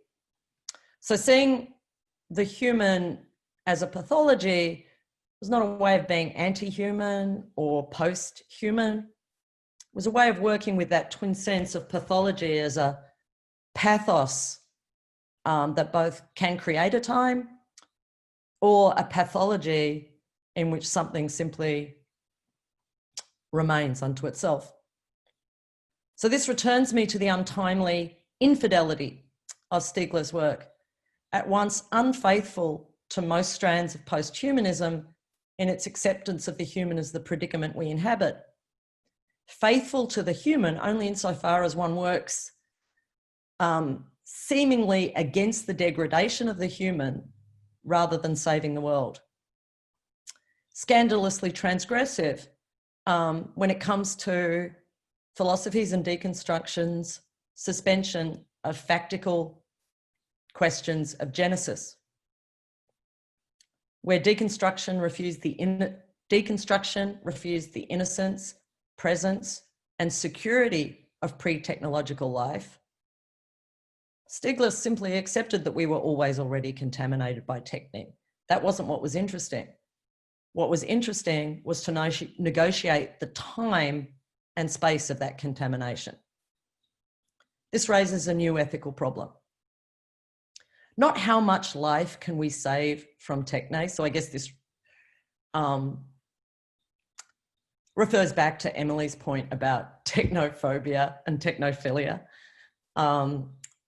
That Stiegler installed himself in the impossibility of both of those positions. One can't be technophobic, but one can't simply be technophilic, as though techno was something one could love when it constituted our very being.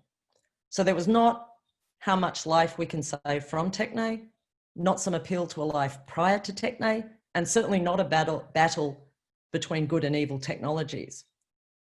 Rather than good and evil, the problem of technology is the problem of time. We cannot not be human. Anyone who wants to say that the Anthropocene is really the Capitalocene or the Corporatocene wants to mark a difference between humans and the current age of destruction. But one can only understand the toxicity of capitalism and corporations if one confronts the non-innocence of the human, that we cannot posit a space of the human prior to the history of technology. What happens then to all those humans not blessed with the spoils of all that has composed the Anthropocene and humanity? That's just the problem. It's just what the human is, not a species split between good and evil humans, but a species that is this very split or bifurcation, a capacity to live and be that harbours its own monstrous barbarism.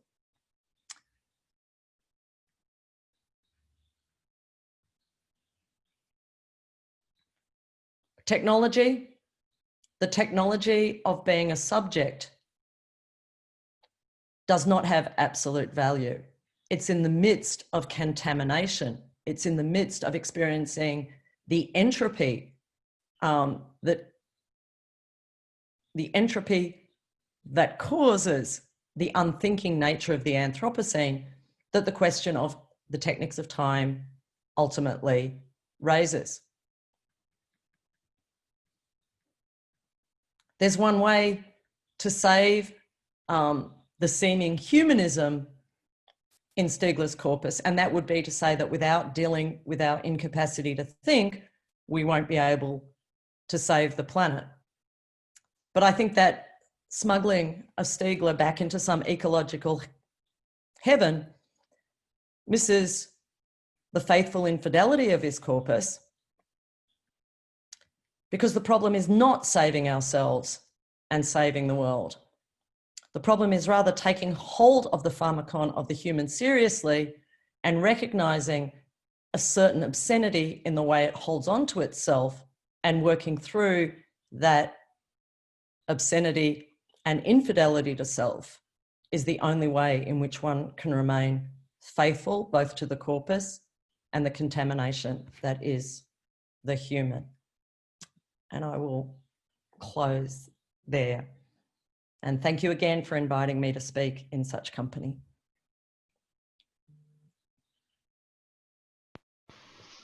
La mort de Bernard Stiegler m'a aussitôt communiqué le souvenir et le sentiment de sa mélancolie. Bernard était, comme un certain nombre d'autres, et peut-être souvent de penseurs, pour ne pas employer le mot de intellectuel. Bernard était un mélancolique qui se doublait, comme cela arrive aussi souvent, qui se doublait d'un personnage très joyeux, très vivant, et, comme nous savons, extrêmement entreprenant. Mais la mort était à l'horizon de sa pensée,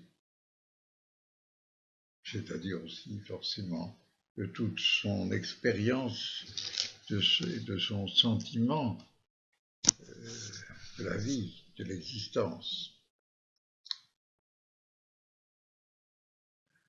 Il écrit dans La faute d'Épiméthée,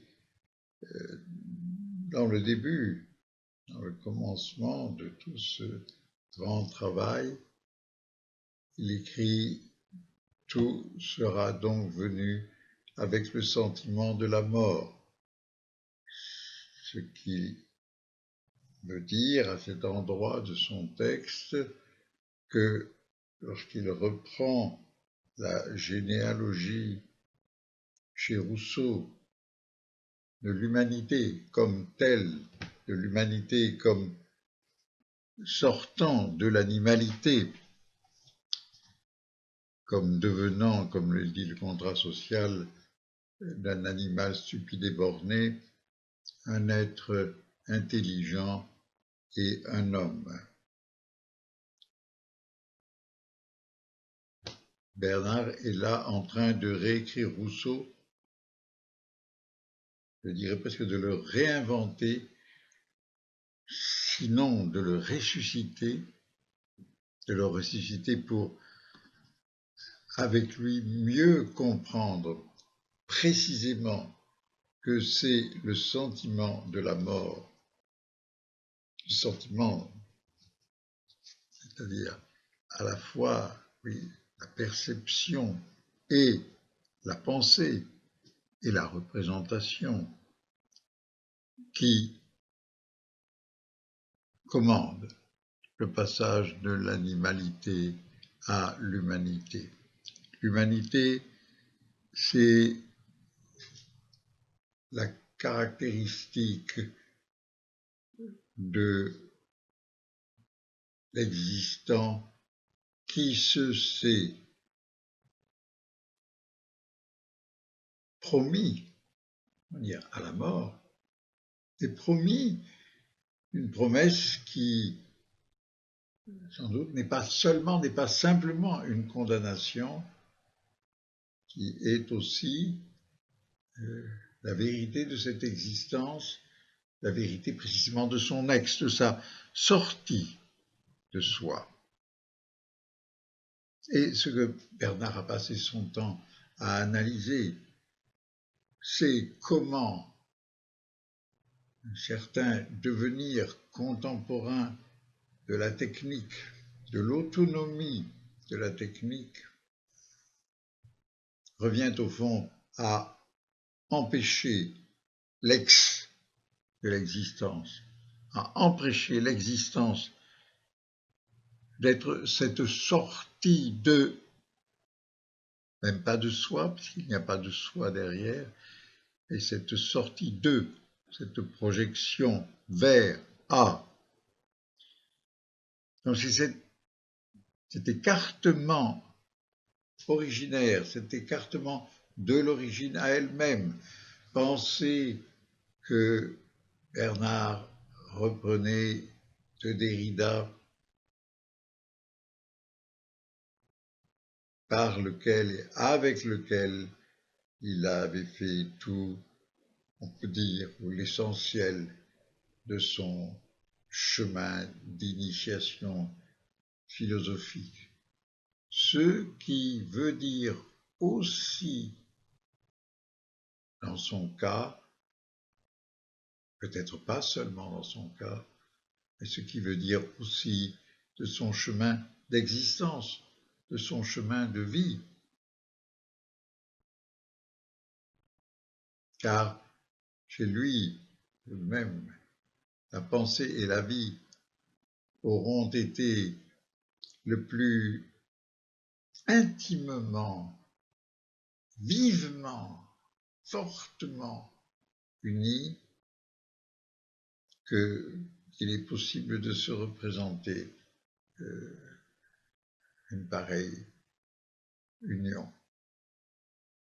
Une union qui n'empêche pas que la pensée et la vie sont nécessairement en disjonction l'une de l'autre et que la vie s'arrête alors que la pensée ne s'arrête pas et que la pensée de Bernard, elle est là, parmi nous, maintenant, elle n'a absolument rien de mort. Elle est, au contraire, pourrait-on dire, plus vivante que jamais. Comme chaque fois qu'un vrai penseur disparaît, la vie, la vitalité de sa pensée se manifeste avec une acuité particulière.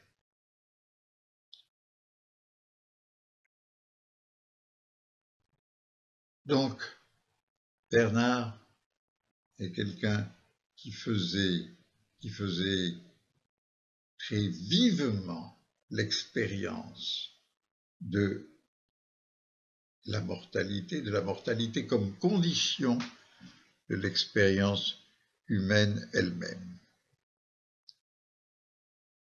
Et cette expérience est celle de l'homme en tant qu'il n'est pas naturel, qu'il n'est pas animal, ou que l'animal en lui accède à l'existence singulière qui la rapporte, qui ne cesse pas de la rapporter à son autre,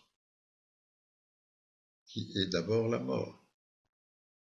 Et avec la mort, comme il le dit, pas loin dans le même texte, le travail, l'éducation, le langage, la société, l'amour, tout cela, dit-il, n'est venu qu'après cet accident où l'homme accède au funeste sentiment de la mort, à la mélancolie. il faut bien reconnaître que ce mot de mélancolie surgit ici de manière un peu surprenante, presque déstabilisante, pour ne pas dire légèrement inconvenante. Je relis. Tout sera donc venu avec le sentiment de la mort elle-même, le travail, l'éducation, le langage, la société, l'amour. Je saute un peu.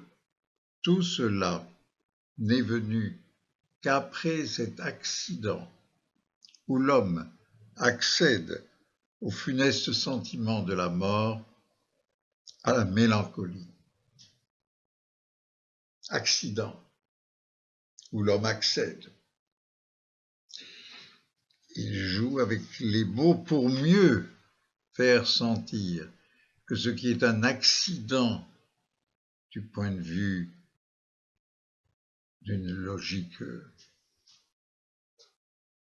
on supposerait naturelle, est en même temps un accès, un véritable accès à l'humanité comme telle. Et donc, accès au funeste sentiment de la mort, à la mélancolie. Et ce mot est presque en trop. Ce mot ajoute incontestablement quelque chose à ce que le sentiment de la mort ou la conscience de la mort pourrait avoir de descriptif et de mise à distance. La mélancolie ne respecte pas une certaine distance. Le mot mélancolie, ici, ne respecte pas une certaine distance. Il y a un bouger dans l'écriture. C'est vraiment l'homme, le vivant, Bernard Stiegler, qui laisse échapper en quelque sorte ici son sentiment, qui éprouve à l'instant où il écrit, dans son écriture, il éprouve ce sentiment de la mort, c'est-à-dire il s'éprouve devenir humain, il éprouve son humanité en lui, il l'expérimente, c'est-à-dire aussi qu'il se sait exister, c'est-à-dire être projeté, jeté au dehors, sur le mode, bien sûr, de l'existence heideggerienne. Sur ce mode que, d'une certaine façon, Derrida n'aura pas cessé de commenter, de compliquer, de déplacer, tout en le relançant.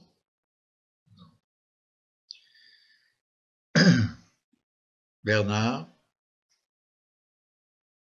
fait,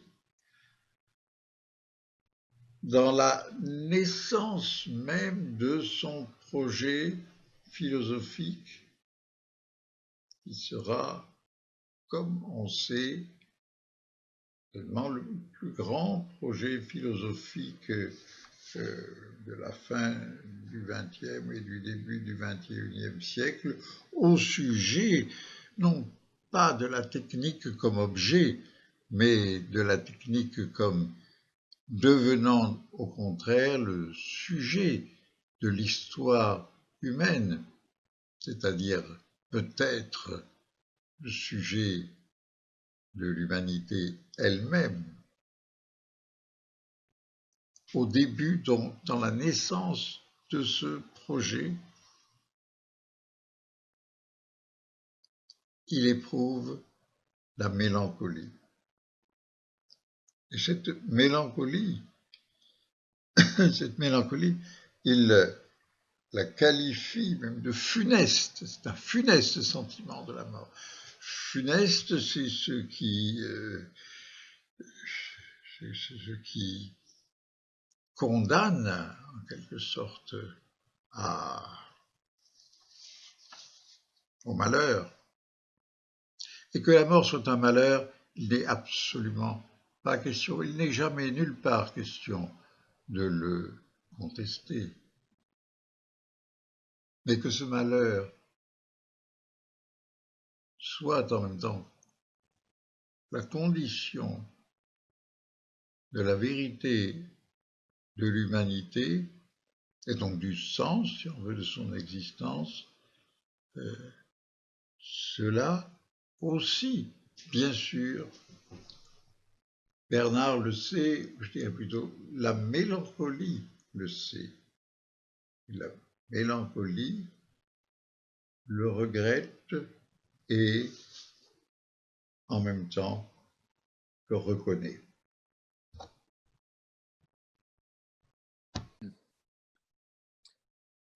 We will now screen a 4-minute clip from Intervista, a film directed by Federico Fellini in 1987.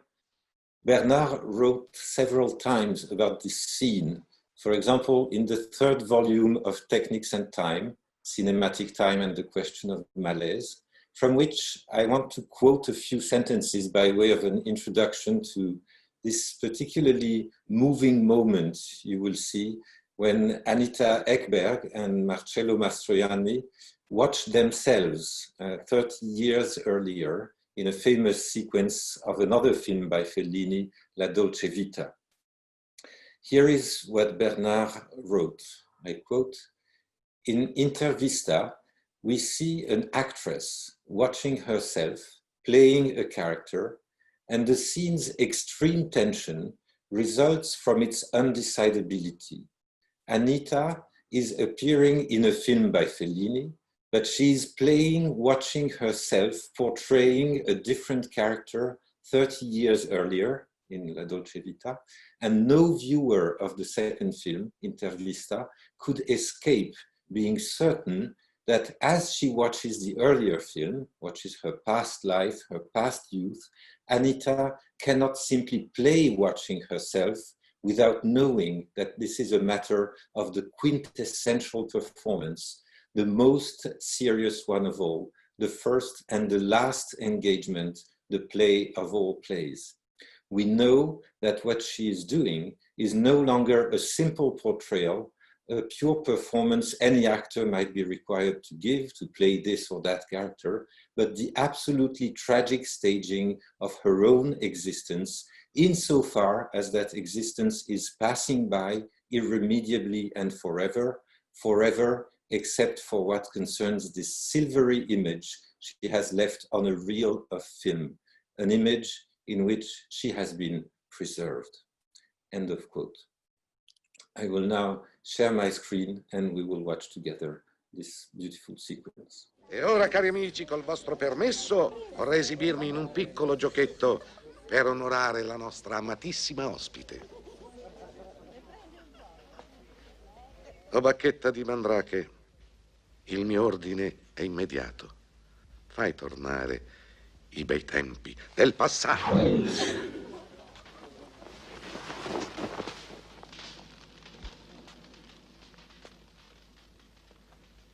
Music.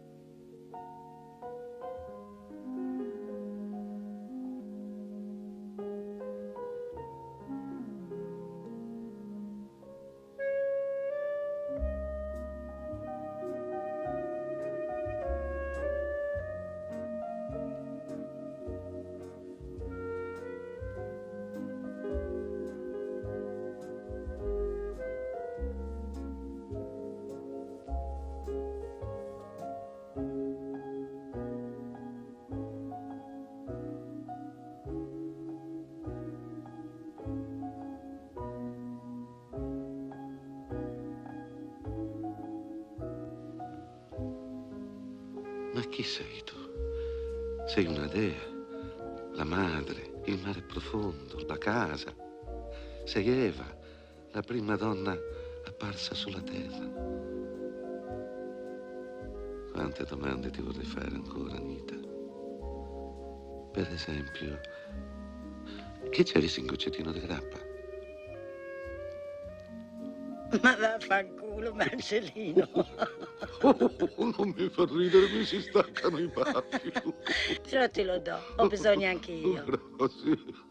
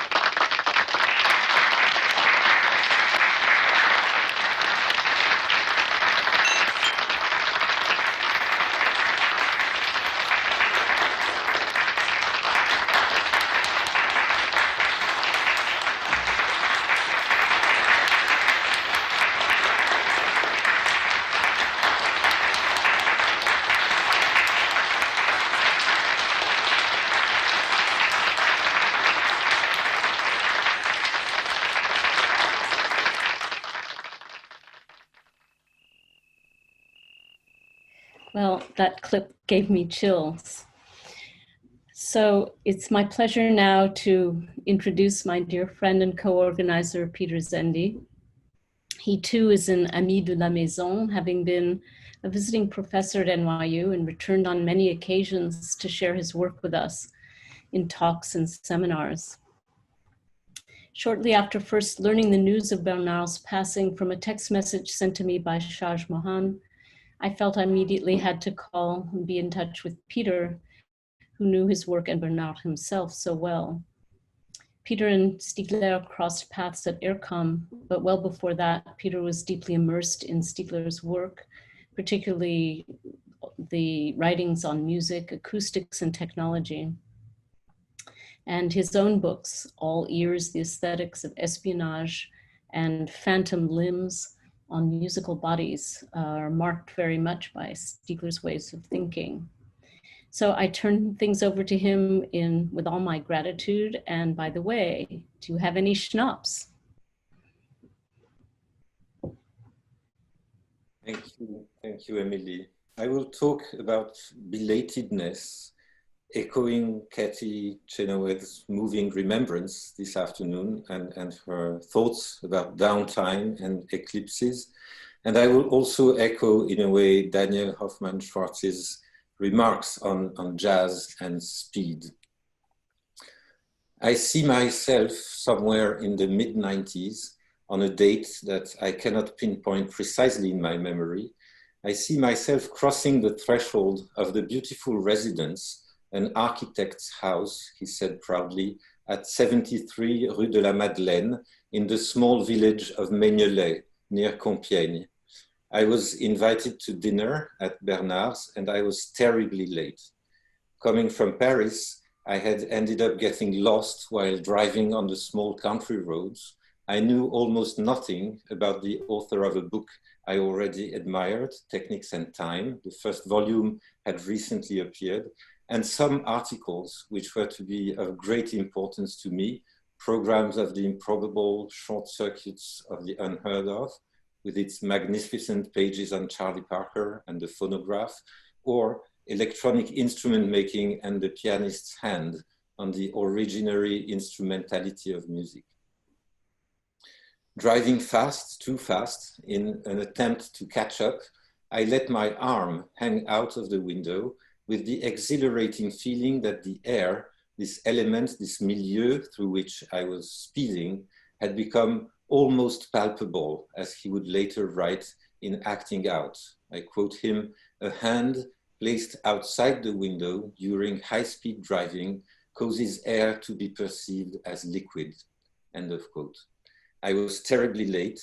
The use of GPS was largely reserved to the military at the time.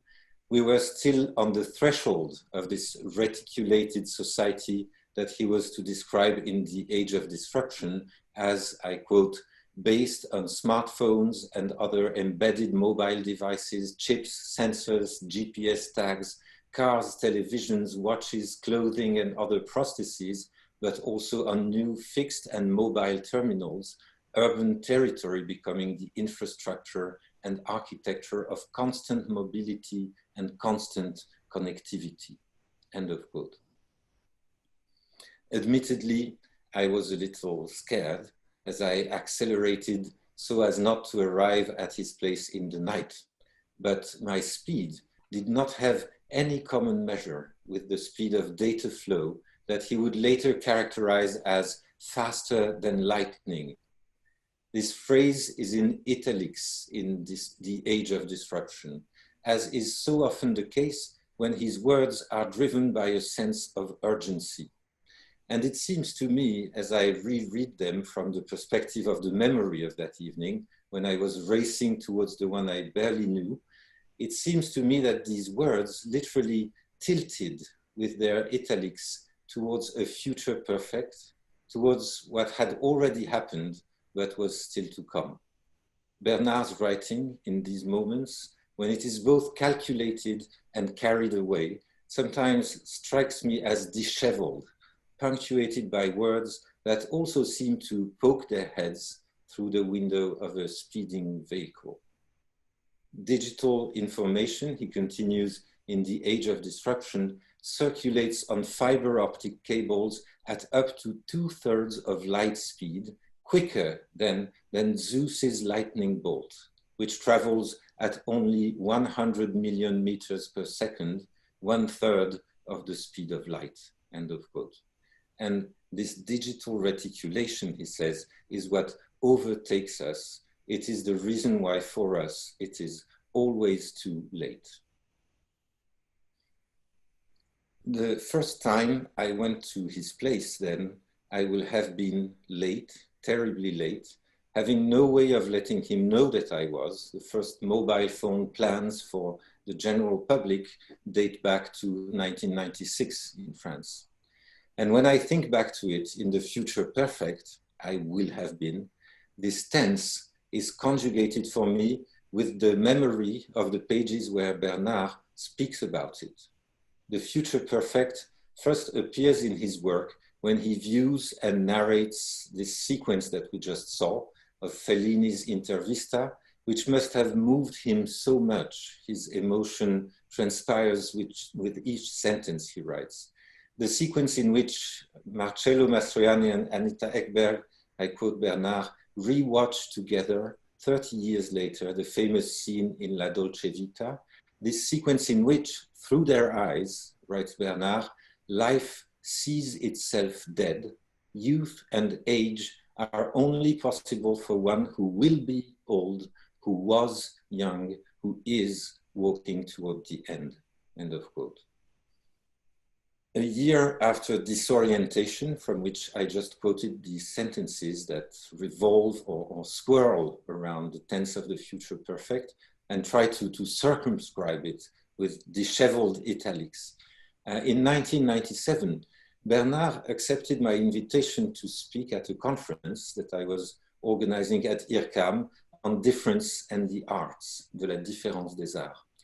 Of his talk, titled The 5 à 7, from 5 to 7, since there are 7 arts and 5 senses, one moment in particular remained engraved in my memory, like a confession. I quote him, "The default and the tragic," he said, "is not being able to be simultaneously a good philosopher, an excellent cook, a brilliant sportsman, speak all languages, cultivate perfectly one's gardens, have read all the books, play all the instruments, know all the roles." And he added, "The tragedy of existence, but also the very happiness of existing, is never being able to be otherwise than in part." End of quote. Listening to him confide in this way, for it was a confidence, I think, I thought of all the Bernards that I knew at the time.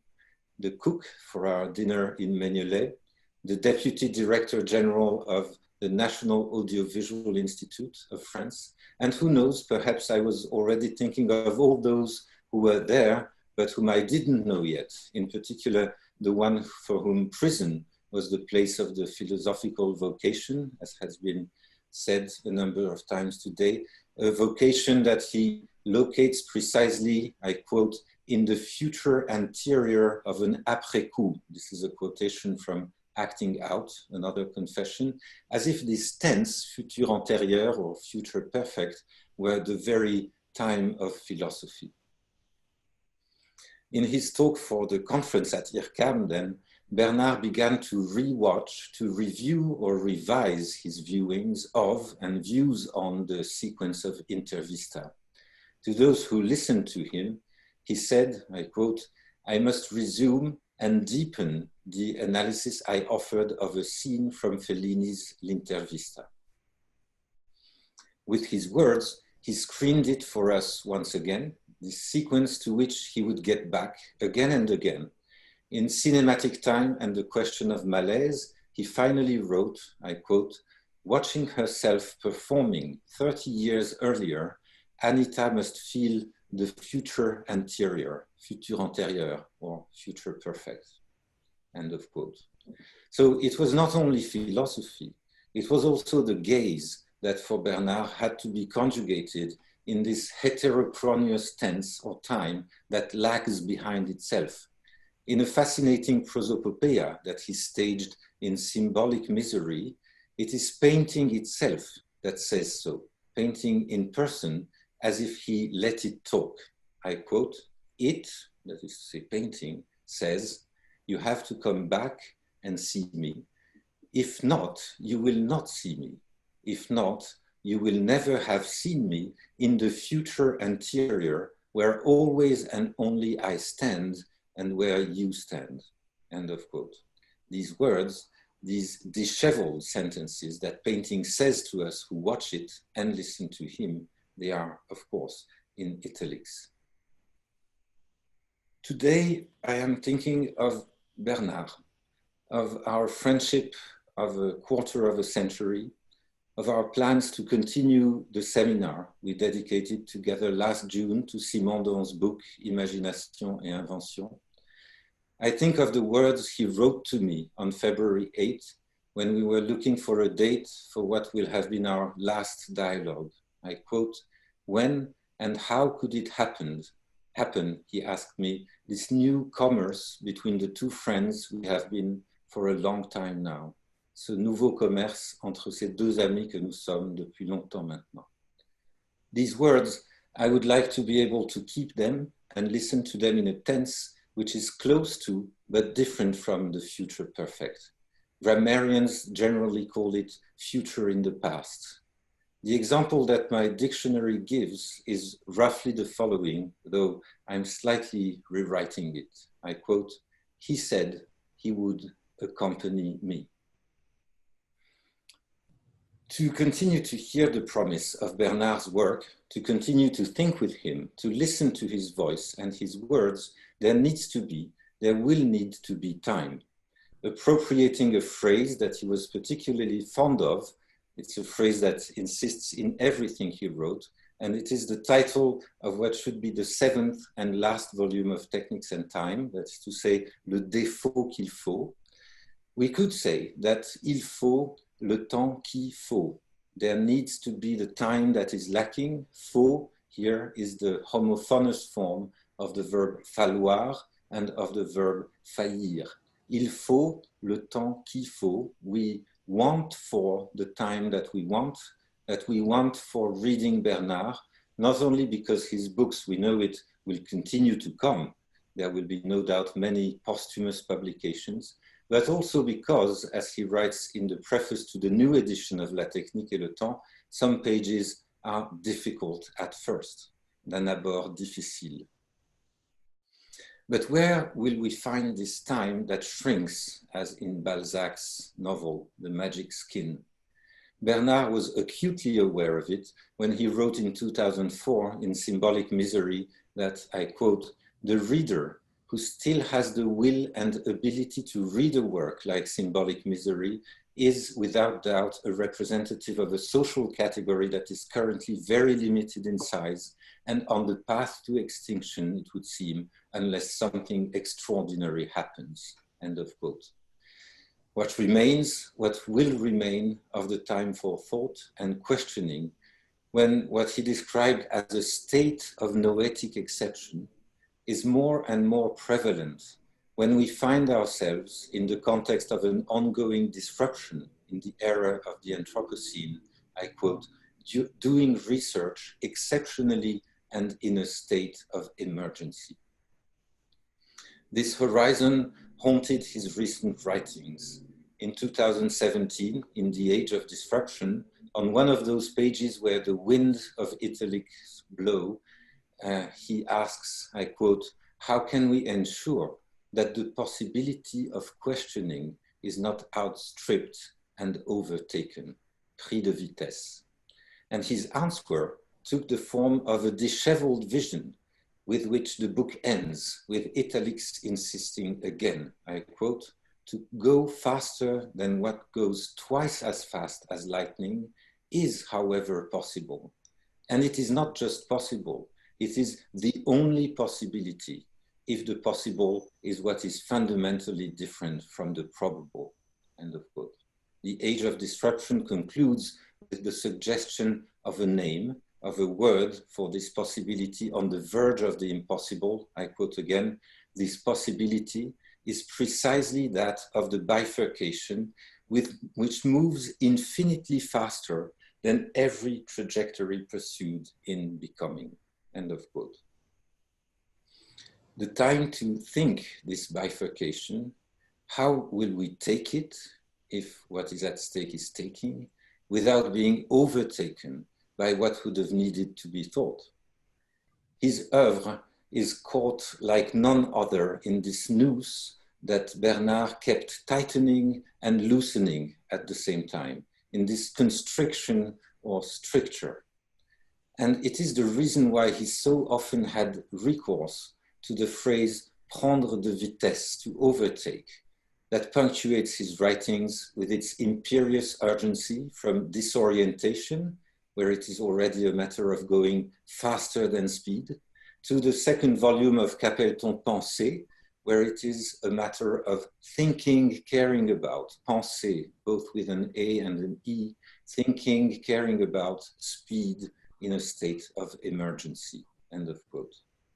I imagine there are many signs here and there, for example, in the announced title of the 4th volume of Techniques and Time, that is to say, L'épreuve de la vérité dans l'ère post-véridique, the ordeal of truth in the post-truth era.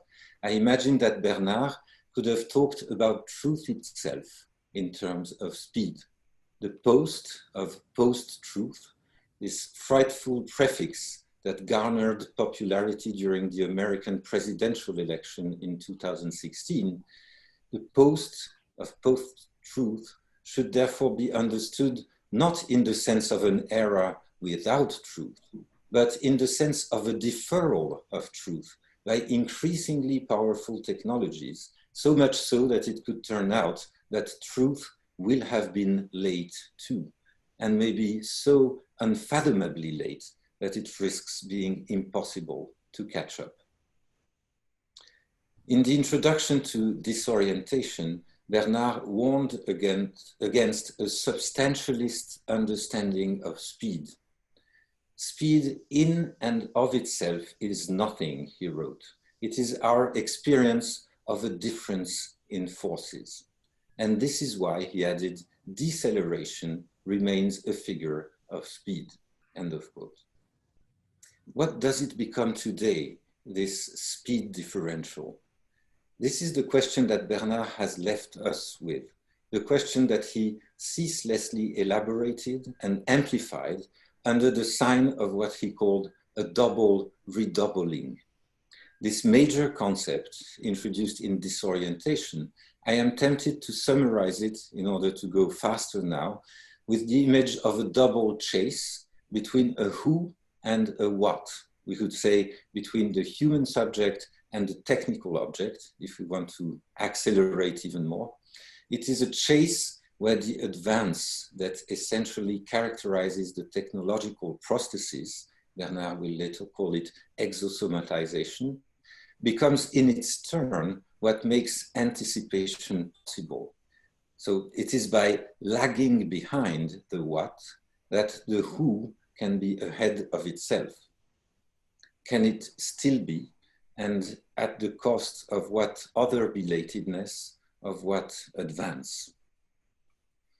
I didn't have any music in my car when I was driving towards Magnolet, letting my hand hang out of the window in order to feel the speed differential that rendered palpable the air, the very element we need to think and care about, penser with an E and an A, today more than ever as it becomes increasingly rarefied.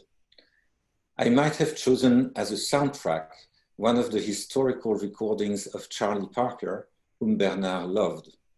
On these tracks, we hear, as Bernard recalls in his 1986 article, the lyrical flights of the one who began by slowing down on his turntable the solos of Lester Young, in order to repeat them, memorize them, and reproduce them on his instrument, then finally replaying them at a sped up tempo. On a recording of Round Midnight from 1950, the spiraling lines improvised by Bird, his aerial nickname, rise among the cracking noises of the phonographic surface. It crackles. We hear the medium as if we felt air flowing between our fingers, as if the speed differential between Lester Young and his reinvention by Charlie Parker, this difference that the phonograph made possible, became all of a sudden palpable, like the sound of the medium, of what is in between. We wanted, Emily and I, to thank you warmly for having been with him, with us during this day. Yes, I will chime in and raise a symbolic glass, a toast, nothing too interesting in it.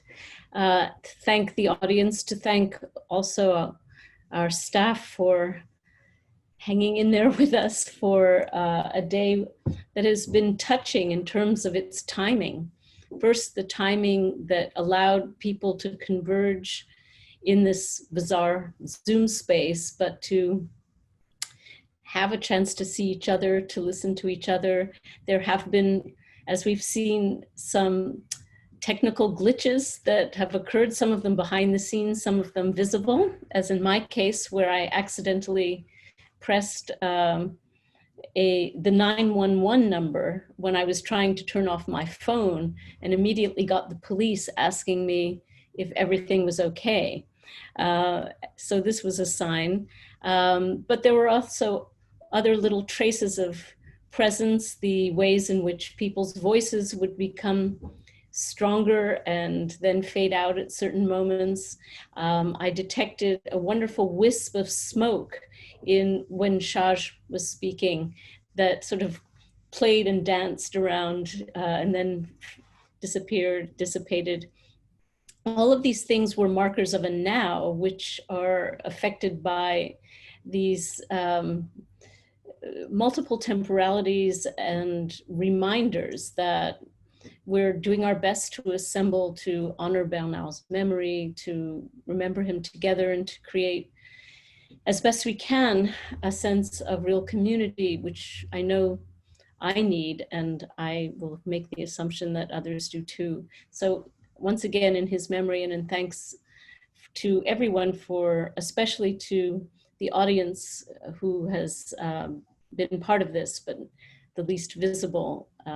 Thank you for being with us. And now we'll, Peter, unless you want to add anything, this will be the end of our program.